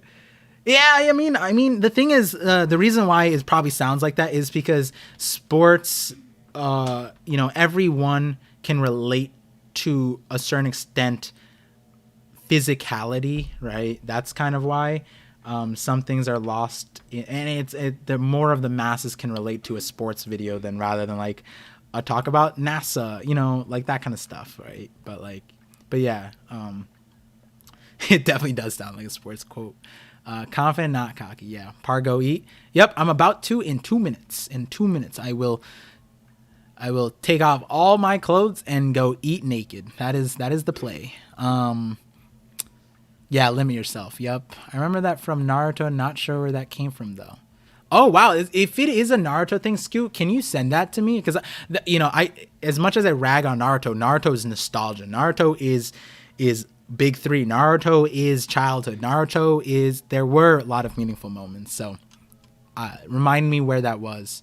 This is a pant. Yes, this is a pants stream. Pants check. I have to because 1061 is on the thing. I'm wearing dress pants. I'm not wearing shorts or anything like that. When I get dressed up, I kind of have to do the full 9 yards because it just doesn't feel right to me. So, and also it also just easier because then I can like if my family does need me for anything professional, just run up and go take care of it real quick. Is Bonnie our outlet to the revs this arc? Would be dope. Yep, that is my exact take. That is the predicted take I said in April with the Hidden Island. So hopefully that is the case. I don't think it would be the old guy. I think Vegapunk might actually be an AI, the ultimate form of tech, and using avatar bodies. That'd be cool. China technological singularity. That'd be yeah. Threevil versus evil. More evils unite. Yeah. I mean, I think I like the theory of Vegapunk being number 1, his next one 2, in his charge of 12, and so on. Yeah. I think Shark having Punk 3 is that it's a third model of that Shark. See, that it could be that, but then also like if we say it's like Frankie's thing, it's like there's a model 1, 2, 3, 4, 5, and none of them are the same, right? So, and Frankie copied the blueprints, and so Frankie 3 is the Shark submarine. So it might be that he saw Punk 3 that Vegapunk made, the Shark submarine thing, and that's I don't think Sai has posted our conversation yet, but that was one of the jokes where it's like he saw the blueprints for this giant shark and he probably made this mini shark, and it's like there's a difference, bro. There's a difference. It's kind of like taking a Bugatti and then saying you have a Bugatti, but and then it's just a Hot Wheel, Memoji, yep, I'm still streaming, and I'll be streaming again in 3 hours, 10 p.m. on Twitch. We're watching the new episode of One Piece. I missed Supreme Lord. I missed most of the stream. I'm gonna be here next time. Hey, I think this stream was a really good one. Stay tuned. In like 10 minutes, the VOD will be up on my second channel. I definitely want Jay back on the channel, and hopefully he felt the same way. But that being said, we did hit 7 p.m. and let me just check the time I've been up. My up time, if it's showing. Oh my god, I hate this. All right, we'll end in 1 minute for the 2:55, and we're good. It's 1 a.m. here. What did I miss out on? You missed out on Jay. Jay and I had a really great conversation. I think about it as a breath of fresh air. Not too often, especially in the recent chapters where we're allowed to have a conversation so reflective like that. Hope you like cold food. It's good. I'll be able to warm it up. Talk about Seraphim matchups. Want to see if it's the most CJ Shira. If I'll answer that in either tomorrow's stream or on the watch party. Come to the watch party tonight and ask the question. I'll probably be able to answer it there. But that being said, thank you guys for tuning in to the Voice of All Things. Thank you for listening to the Voice of All Things with your host ParVision. And I just, have to do it. Can't thank Jay enough for making the time in his busy day to come here and share his perspective, being able to, complimenting me so much that he did not need to say all that he did. But I'm glad that I was able to make it a safe space, that he was able to share what he hasn't been able to share prior. And thank you guys for being a part of that. Thank you guys for being a part of my One Piece journey. If you guys didn't know, my last video was a 1-year anniversary of my channel, and I just crossed that yesterday, I believe. Technically for me, I think I remember as October 1st and 2nd being my first YouTube days, because that's when I was like, I'm going to do YouTube. Before that, I was on TikTok, so I got a lot of special things planned out given that. And so if you guys want to know why I'm so sappy and I can't leave you guys, go check out my last video, because I can't say enough how much seeing you guys talk and how much it means to me that you guys are here. So have a good night. If I see you guys again soon, I see you guys. If you guys can't make it, be sure to check that second channel to see the VODs. And make sure to join the Discord. Leave a comment. I do my best to try to remember names, conversations, all of that. So have a good one, guys. Also, hopefully I can get a video out tomorrow. I'm going to try to. Maybe I'll just rest. But yeah. All right, later, guys.